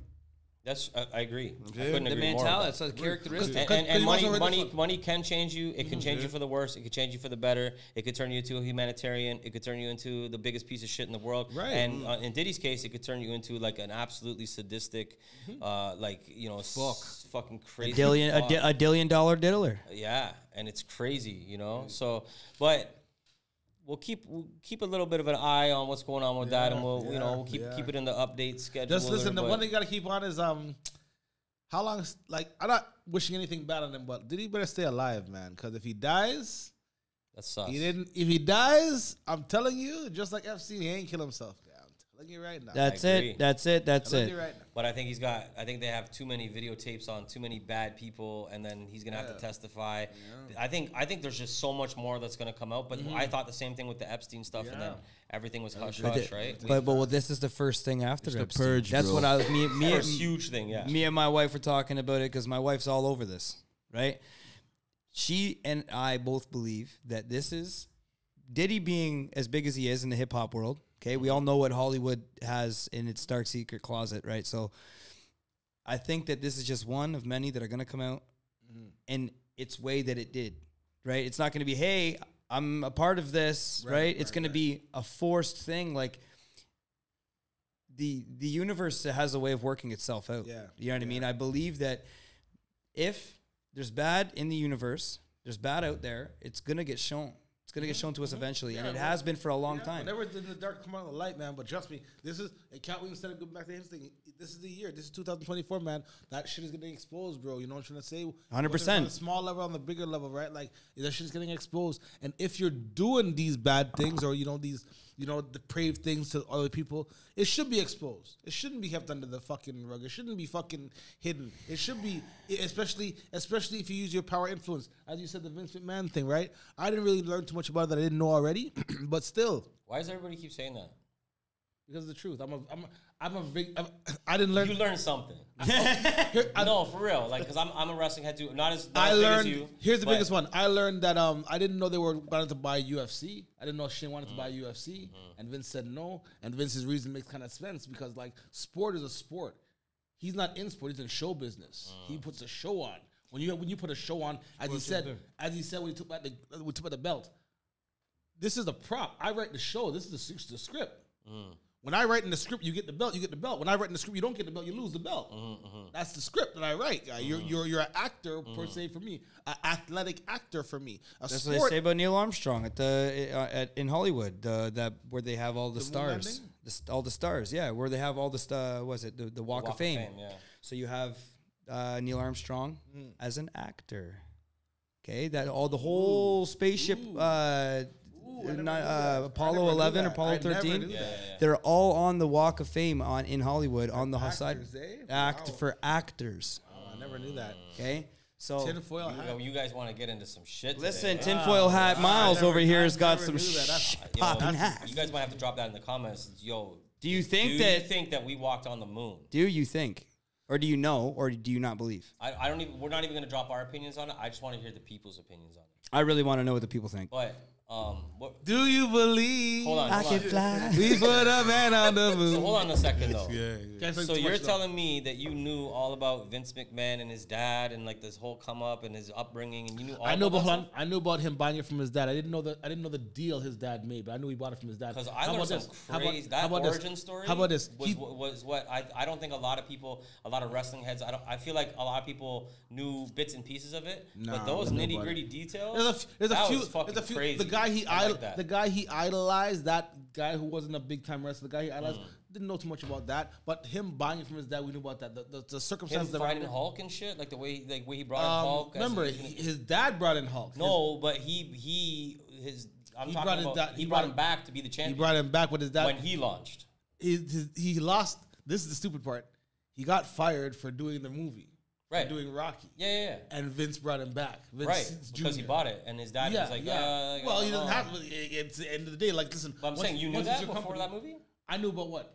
All that. I knew that he bought it from his dad. I didn't know. But I'm saying, that's what I'm trying to say. I didn't know the deal. I didn't know the deal. You did learn something. I got something. beef with all the wrestling heads out there that keep trying to act like y'all knew everything. I knew you that. guys didn't know shit. Yeah, you guys knew bits and pieces. You guys didn't know. 90%. Vince came on and was like, bro, I'm about to let loose. Vince basically did the hood nigga ones and said, yo, listen.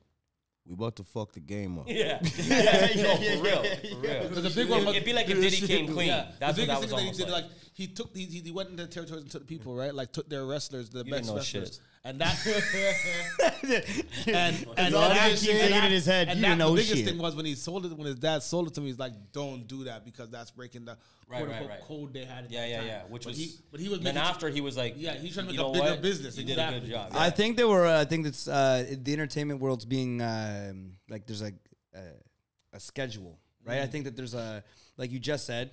When I tell you get the belt, you get the belt. When you don't get the belt, you don't get the belt. That's wrestling. That is wrestling, though. I think that that's the entertainment world in general. True. Well, wrestling was a script, right? What about football? I heard that they had the magnet gloves. Did you ever hear that? I'm just saying. There's a bunch of shit that you can see. All law shit online. But not just with the football either. Actually, like makes sense because think about it this way. Like even with the Diddy thing, back to the Diddy thing, right? Like it was time for him to lose. Yes, you know what I'm saying? yeah. It's in the script. Oh. Like, you know what I'm saying? Like, okay. It's in the script for him to win, and then obviously he went. Like, just like how they write off wrestlers in the script, it was kind of the same with Diddy. Like, he fucking pissed somebody off, and they were like, they wrote him off. They're like, hey, we've been letting you do this for so many years. And now it's your turn to take the L. Make you be the fall guy. Yeah. You know what I'm saying? And they wrote that in the script. Everybody has their script. I believe that, say, Dr. Dre, everybody that is in the game that has a position was given that position. I heard that Eminem might go on tour with 50 Cent. I heard Eminem might go on tour with Milestone. That'd be crazy. I also heard that 50 Cent, it was a big part of this whole thing that happened with Diddy, because 50 Cent's baby moms was being paid on payroll by Diddy to be an escort, and he fought his child support in court, and they brought up the payments from Diddy to her. Oh wow! And then her child support got cut like super low or whatever. And so I think, and we all know how 50 is. Yeah, he's relentless, right? Yeah, especially business wise, he knows what to do. Yeah, and so like this had to do with his baby mom directly. So I think he's been holding a grudge. This is why he's got a documentary about to come out.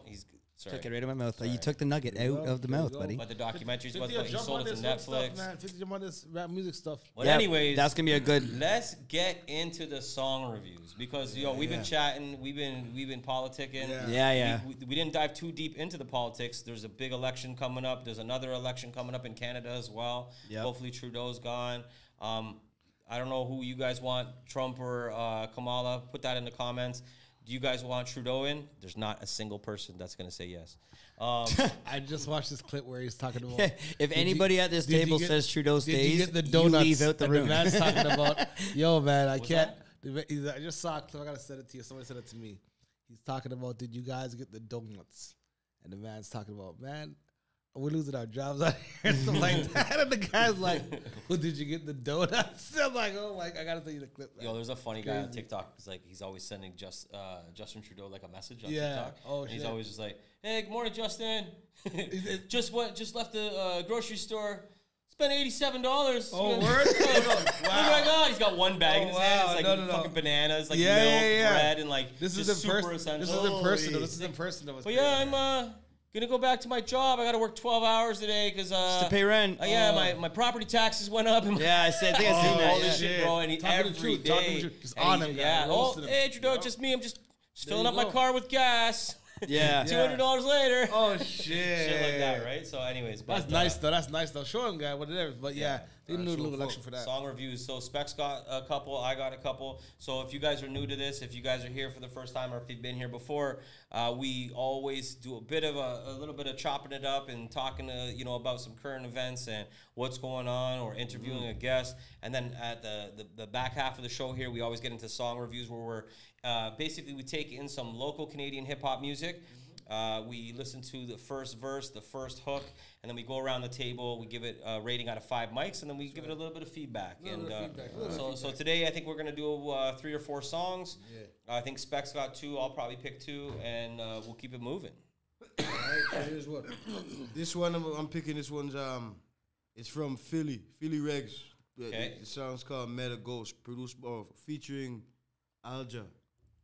All right, so take it in, guys. Listen to it, and we always like to see the comments. If you guys like the songs, comment what's your favorite songs. Yeah, give us your rating as well. Exactly. Shout out to Philly Regs. Big up, Philly.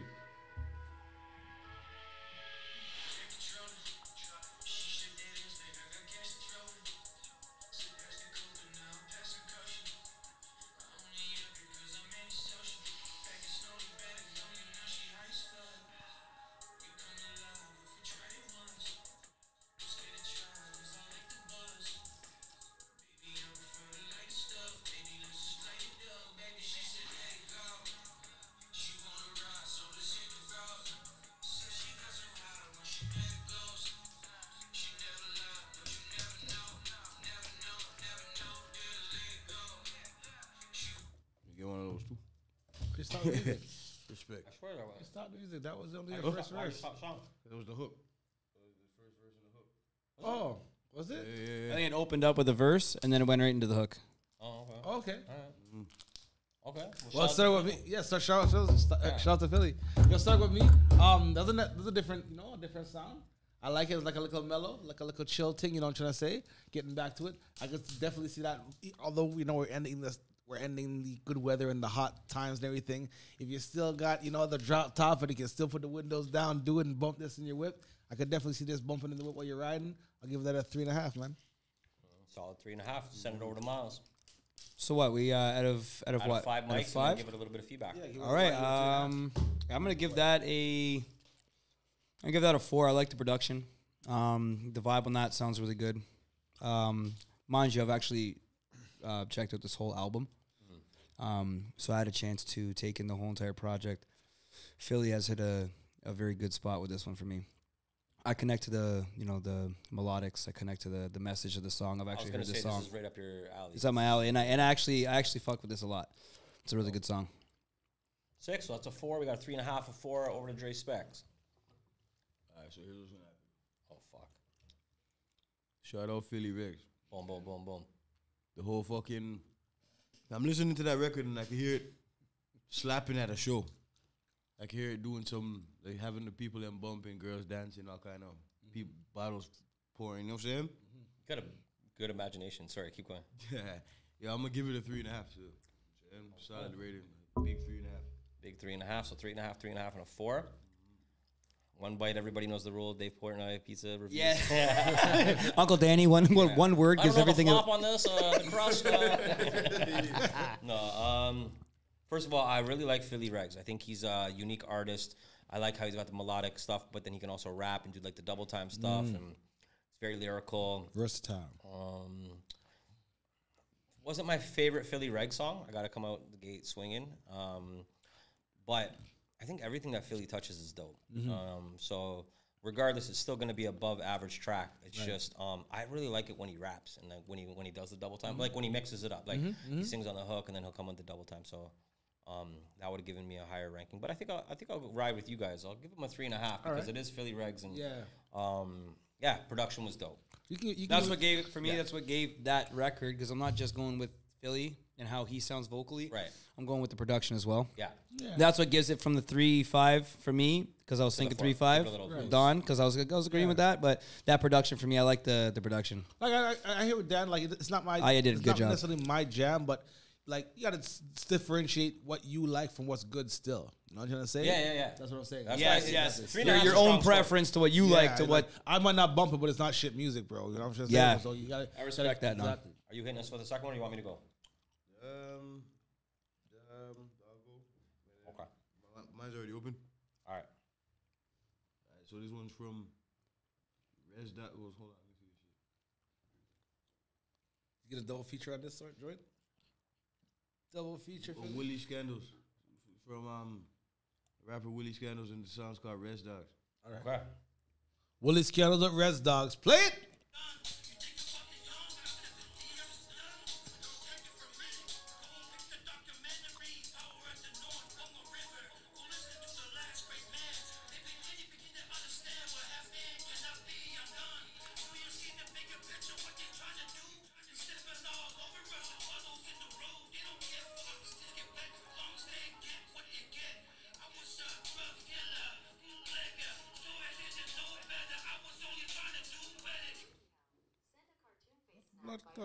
The blood clot. Drop a cartoon face in the comment to let us know how you feel about that one. I don't know what's going on. You're not playing full records proper. But anyways. Spotify. I get it. That's self-explanatory. I get that. Okay, so that goes over to Miles first. Yeah. Yeah, I'm gonna. I've never heard this guy. What's his name? Willie Scandals. Willie Scandals. Yeah. Shout out Willie Scandals just for the Submission. the drive and the submission, man.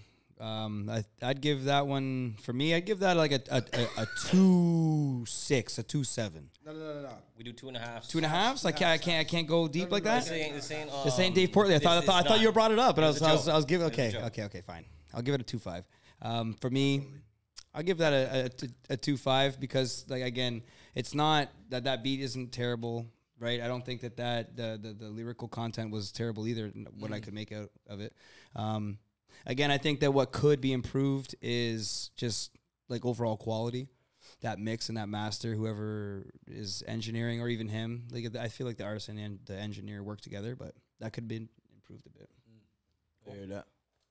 So, are you ready? I mean, I would say I'm gonna give it a 2.5 as well because like there's potential there. It sounded really busy though. Yeah. I'm saying I feel like it sounded pretty busy, you know what I'm saying? And like their point or what he's trying to get across, I get it. You know what I'm saying? It could have been presented a bit better. Yes, yeah. Keep doing your thing though, big up and respect for the submissions and all that, you know what I'm saying? Yeah. Don't stop doing your thing. Big up. I think you laid it out pretty good there, Specz. I agree with you still. A little busy. You know, there's potential there. But yeah, no, to me, I'll be real. The clarity in what you're saying and like you need to deliver it. Like I felt like he was rapping off beat, you know, different things like that. But I like the energy. I actually really like his voice. I'd like to hear it more calibrated to the beat. Like I'd like to hear him like spit a sick flow over a dope beat and it's like on point because I think he's got a lot of potential for sure. Add some strategy to the recording. That's all. More.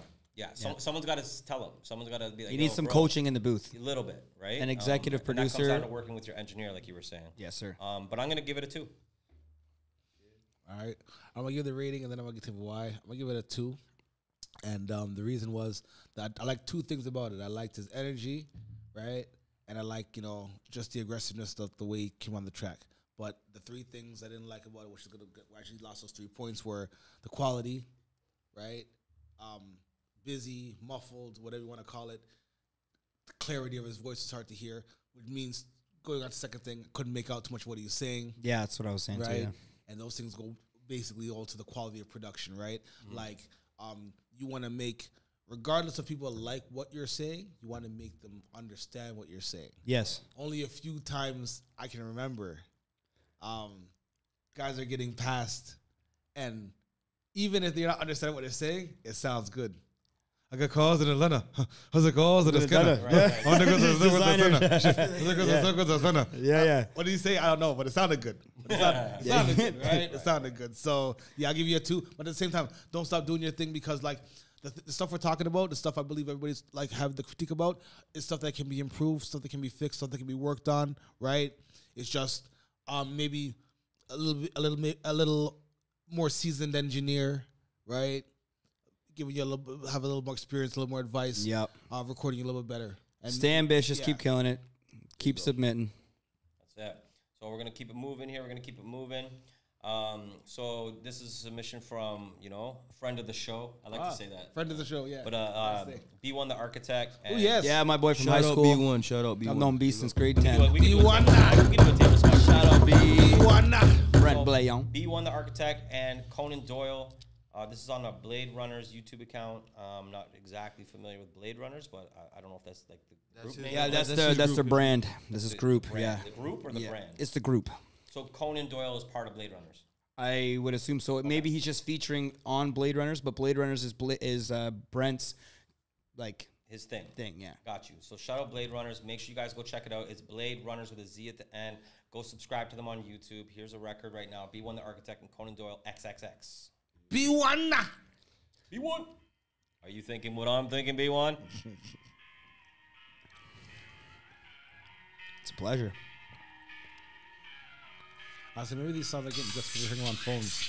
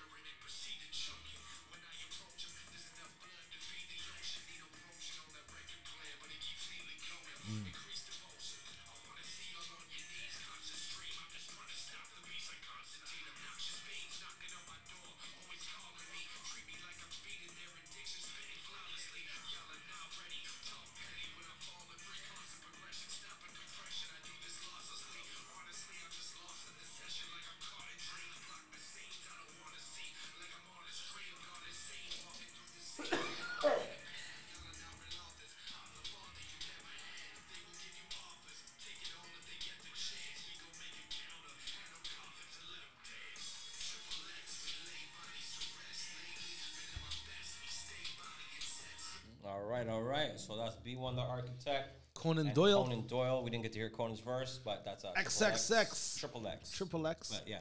Type it in XXX on Triple YouTube, XXX, B1 what? the Architect, and you guys will find that. All right, it's on Dre Specz. Yeah, I'm gonna be honest. I think B1 crushed it. He did his thing. He rode the wave of the beat. You know what I'm saying, the beat justice, kicked it down a flight of stairs and shit.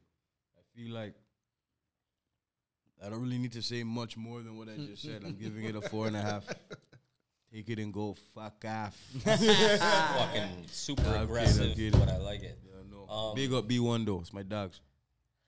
Bro, it's always a blessing when we get music from people like B1, and there's obviously a lot of other artists that submit on a regular that have just some fire, and we said it in the past, man. B1's super consistent. Works hard, yo. Yeah, and this song is fire. I gotta say, like, the beat's good. I like the hook. At first, actually, I didn't really the hook didn't hit me that much when it first came in. But as it started playing after his verse there, obviously we don't listen to it again, but like it grew on me. Like I think this one would have been a better one if he would have came in with the verse and then came with the hook after. But regardless, I like the hook. I think it's dope.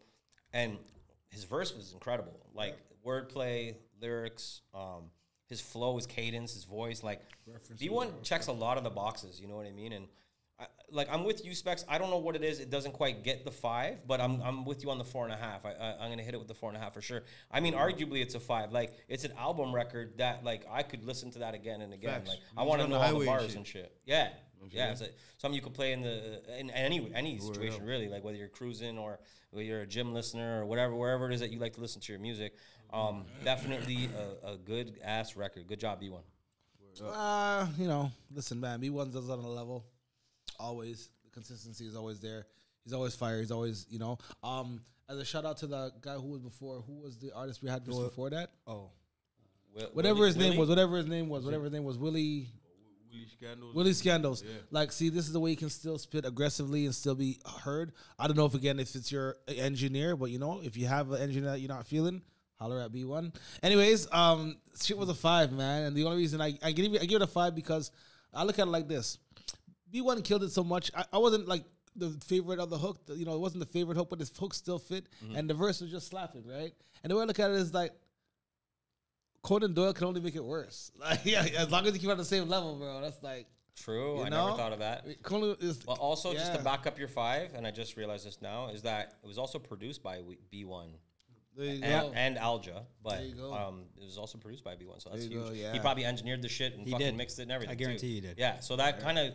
It does help it get to a 5. It does help it get to a 5. I mean, he made the beat and know how to ride on it, right? Like, I mean, if that's the key of being able to produce your own record, because it's like writing a movie to a script, right? Or finding the setting to a movie script. You've already had the chance of reading. Mm-hmm. You see what I'm saying? Sure. But right, so for me, I've known B since I was a young buck. Before I even recorded music. Okay.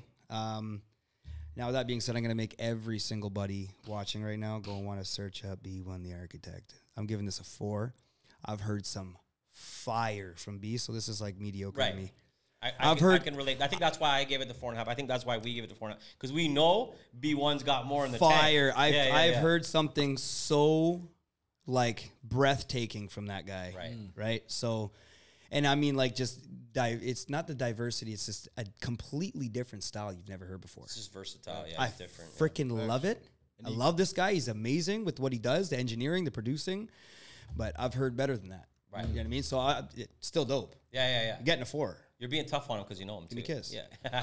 So we got a 4.5, 5, and a 4. Solid rating right there. Shout out to B1. Shout out to Conan. Yo, go check that out. Blade Runners on YouTube.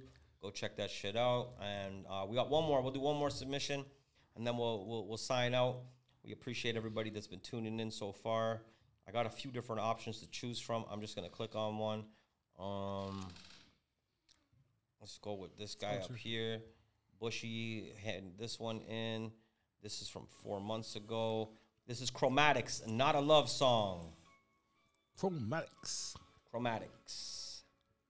With a K. That was Chromas. No. Oh, it'd be a pleasure. Chromaticas. All right, let's take it in.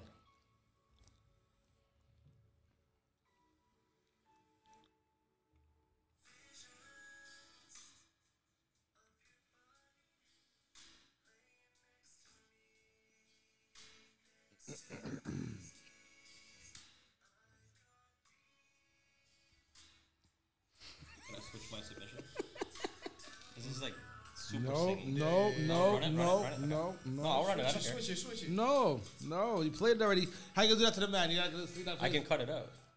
Of the edit. Nah, man. I'm gonna cut out whatever. everything Why- we're saying right now. I was laughing with you Listen, at the beginning. this music is submitted, guy. Why? You should switch it. Why, man? Can't switch up his thing? What about It's just like super R&B. what about when Pound switched up his style and had a little singing song? He rap out Tom was too. rapping. I'm outnumbered. This sounds Yeah, like you're R. Kelly. outnumbered. Yeah, that's true. You're outnumbered. That works. This isn't a this isn't a dictatorship. Did you put it? All I gotta say is, did you put music submissions? You gotta put hip hop music submissions. I did. Any hip hop artist with new music for review. The whole time when you started playing it, I had to hold my breath and I had to stop myself from laughing, dog. So I looked around the What are the next ones? fuck is this, yo? no, this is not. This one here has Evil Ebenezer on it. There's no way Like, that dog, this what has the anything fuck? to do with any of that. This guy just played some like fucking. I don't know what that was. I'm not dissing. No, me neither. telling me no. Right? Yo, listen, shout out to them, but that's just not the kind of party for that, though. Alright.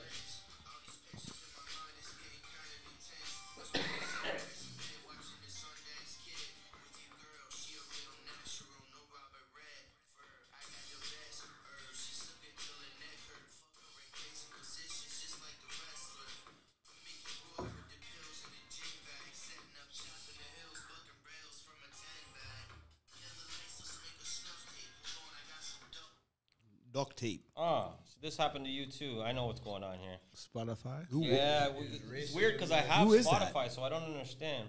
Okay, so this is Rosmo, Kid Lithium, and Evil Ebenezer, but I actually have to open Spotify. Those One words second. were hard. Whoever was just Yeah, spitting man, I there want to was hear sick. this now. I'm glad we switched that up, actually, to be honest with you. No offense.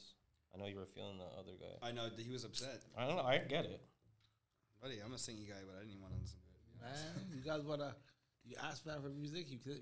Yeah, I said hip hop, though. Play the music. I don't care. I I don't care. said hip hop, It's bro. all good. You're acting like I didn't say hip hop, bro. I fight for all my peoples. Yo, I see that. what people need to do, though, they need to understand that there's certain songs that are made for submitting to a situation like as this. Okay, this That is Cinema. wasn't it. Nah. This is Cinema Rosmo. Dude, that was hilarious. Rosmo is the song called artist. Cinema? Song called Cinema. Okay. All right, let's Yep. take it in. Movie shit. It's a movie.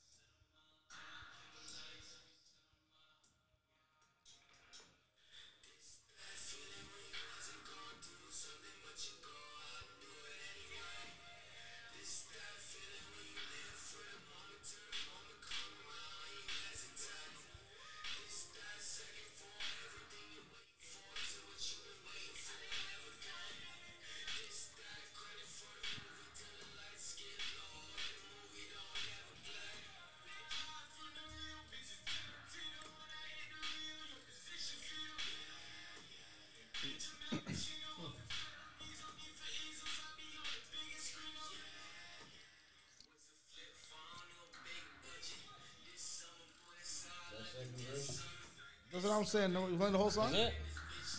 I thought the hook was a part before that. I thought Yeah, the the hook was. hook. I don't know. A little confusing. We Structure. did run Yeah. that a bit. We did run that a bit long, but Yeah. I don't know. I didn't catch the. I thought the hook was a little before that. But All right. whatever. we finished the second hook there. Let's just. But whatever, just- yeah, moving on. Let's just. Yeah. It is what it is. Who's first here? I think it's me, right? Or did Yep, you it's you. Me? Okay, shit. You're yelling. This guy's freaking out. Screaming at everyone. Okay, Cinema Rosmo. Interesting song. Yeah, like if Guts was here, I can hear Guts in my head right now. Don't let his words come out of your mouth because me and Guts think a lot alike when it comes to certain things, especially with music. Like we have a lot of the same taste in music, and you know, if it doesn't get you within that first 3 seconds, yeah, if it doesn't get you right, and it really, I'll be honest, man, it didn't get me. That first, man, like I liked that he came in with the way he came in, but the drop needed to come sooner. Okay. Like the drop needed to come after 4 bars. Like and there needed to be a climax to that drop. Yeah. Like a faster beat. Right. I don't know. Something didn't happen that should have happened. It was kind of slow to get to it. Okay. So mad potential though. I think like crazy. I think like his fans would probably love that record. But for me, never hearing him before, it's my first time listening. Yeah, it didn't grab me, but a lot of fucking potential. I was kind of digging it, but I'm gonna give it a 3. You know, come in, hit me with a drop sooner, have a better drop, and but I like the versatility. I like the way he structured his patterns and stuff in terms of like where he was going with it. I just don't think the beat matched up and carried it with it. If that makes sense. Gotcha. Better transitional games, better overall. But yeah, mad potential. 3. All right. Although he did rap on it, and it wasn't the same as the R&B song we just played, if you guys tell me it wasn't a 60-40 split between rapping and singing, man, what are you guys listening to? Right? On that one there? Yeah, on that one there. Yeah, I agree with what you're saying. It's just 60-40. Now, again, I actually give it less percentage. That's not hating. That's not hating on what he did. It did sound good to me. Did it catch me in the first 3-4 bars? No, because it was a slow drop, whatever. But when it did drop in, it did sound ear friendly to me. So I'm gonna give it an overall 3.5. Again, it's not my joint, but doesn't mean it couldn't bump. As you said, I believe fans of his and fans of that kind of music will really like that because I think the song does slap, right? It's just not my thing, but it does sound good. And like you said, it could have started a little bit sooner. It was a little kind of slow starting. But when it came in, it sounded good to me, man. It's ear friendly. It wasn't my cup of tea, but hey, man, it sounded good. And Rosmo, keep doing your thing, bro. Keep singing tunes. That sounded more like singy rap, though, to me. It was. It wasn't like the other guy was like R&B. That's what I'm saying. Yeah. I'm not gonna disagree with that, but again, it's like a 60-40 split. He rapped, maybe sing rap though. That last song was like 100-0. Okay. And it was R&B. And this was like sing rap. But what you said, right? This is that new style. Yeah. Sing rap. So yes. what you give that? A 3.5. 3.5. So 3.5. So what you say his name is? Rosmo. So Rosmo, this is my lane. I'm gonna give you a 2. I think that you didn't really put a lot of effort into solidifying the effects that you were going for. The drop could have been 10 times better if you did a few, like just take some time. I feel like you rushed it. I feel like there could have been a lot more, time put into this record. I feel like this is one of those records for me that you record trying to figure out a sound for the album, right? And you kind of found it, but this wasn't the actual song to put on the album. This is one of the ones that didn't make it to the album. I'm not trying to, but this is my lane. This is my lane. I do the sing rappy, and I think I'm good at it. I just genuinely think that, yes, it did have, it was ear friendly. That's why I'm giving it a 2 and I'm not giving it a 1. The 2, it's getting a 2 because of the fact that, like, once it got past that first drop, and once we got into the rap stuff, I heard you go, ooh. And I heard a little, like, not an ooh, but it was like, Like at the, it was like in the verse somewhere. Was it an ooh or was it an Oh, I think it was a. It was no still. Him and I both caught that one bar at the same time, or that energy that came into that record. It was like, ooh, like that was all right. That wasn't bad. You know what I mean? Uncle Danny's all like he's like letting his head go off into a different place right now. No, it's just funny. This guy's like, no, it wasn't an It wasn't an It's terrifying. But yeah. So, anyways, I'm gonna give it a 2. Okay. You know, it just had, for me, it had a lot of work. Score's going down, Rosmo. So here what now? I'm gonna say it's the part that I grunted at. Yeah. Was it a grunt or was it like a ooh? What I like though, it was the energy. I like the energy at that party. It kind of the energy elevated, increased. Yeah, and that's what I'm. Yeah, I feel that. So if I zoned out, it would zone me back in at that point. I was like, what the fuck? This guy's actually rapping. All right, cool. You know what I'm saying? So, and I did like it seemed like it was an experimental record. You know what I'm saying? Because like, don't get it twisted. The beat was cool. It was all cool. But like, it's something, if I was to do something like that as an MC, that's me trying different shit because I'm just trying different shit. You see what I'm saying? I do. I do. I'm right on what you're saying on that. So it's like, mind you, the song has potential. The song's not trash. By all means, it's not garbage. It has potential. Agreed. I'm going to give it a 3. I'm saying a solid 3. Keep doing your thing. And take the feedback that Milestone just gave you, because this is Milestone's lane. You heard it from the man himself. You know what I'm saying? It's not a dish. But don't know. Constructive criticism. And, oh, shit. Is that a battery? That's a fucking... Bro, we probably been rocking for like 2 hours. What time is it now? Damn. Dude, it's 10:15. That's crazy, boys. All right, so listen, we're going to wrap it up right now. Make sure you guys check out Miles. Shout out to all the artists that submitted and everything. Miles got an EP coming up. He's got a show October 19th, Harley G's in Oshawa. Go grab tickets. VIP's almost sold out. There's booths. There's all types of stuff. Holler at Miles. Inbox me before the 19th. We have 3 6-person VIP tables and 3 3-person cocktail tables left. I'm sure that by the time you guys are watching right now, they're going to be sold. If you guys want VIP standing or if you guys want GA, contact me on Facebook or Instagram. You know what the handles are, baby. All right, so that's about it. Shout out to Dre Specz, Specz Don, Director Dan Barker in the building. Shout out to all the artists that sent in music and submissions for the song reviews. Please keep sending them in. Great job, guys. Please keep subscribing. Please like. Please comment on your opinions. Please comment on the song reviews. Please comment on the topics we're talking about. What are your opinions? What are your song reviews? You know what I'm saying? What? How many mics do you give it? You know what I'm saying? What's your score? Shout out Mike Guts, who's not here tonight. Shout out Mike Guts. Hollywood. Vincey Prince. Connect the Dot. Vincey We Vince. out. Peace. Till the next time. Live respect.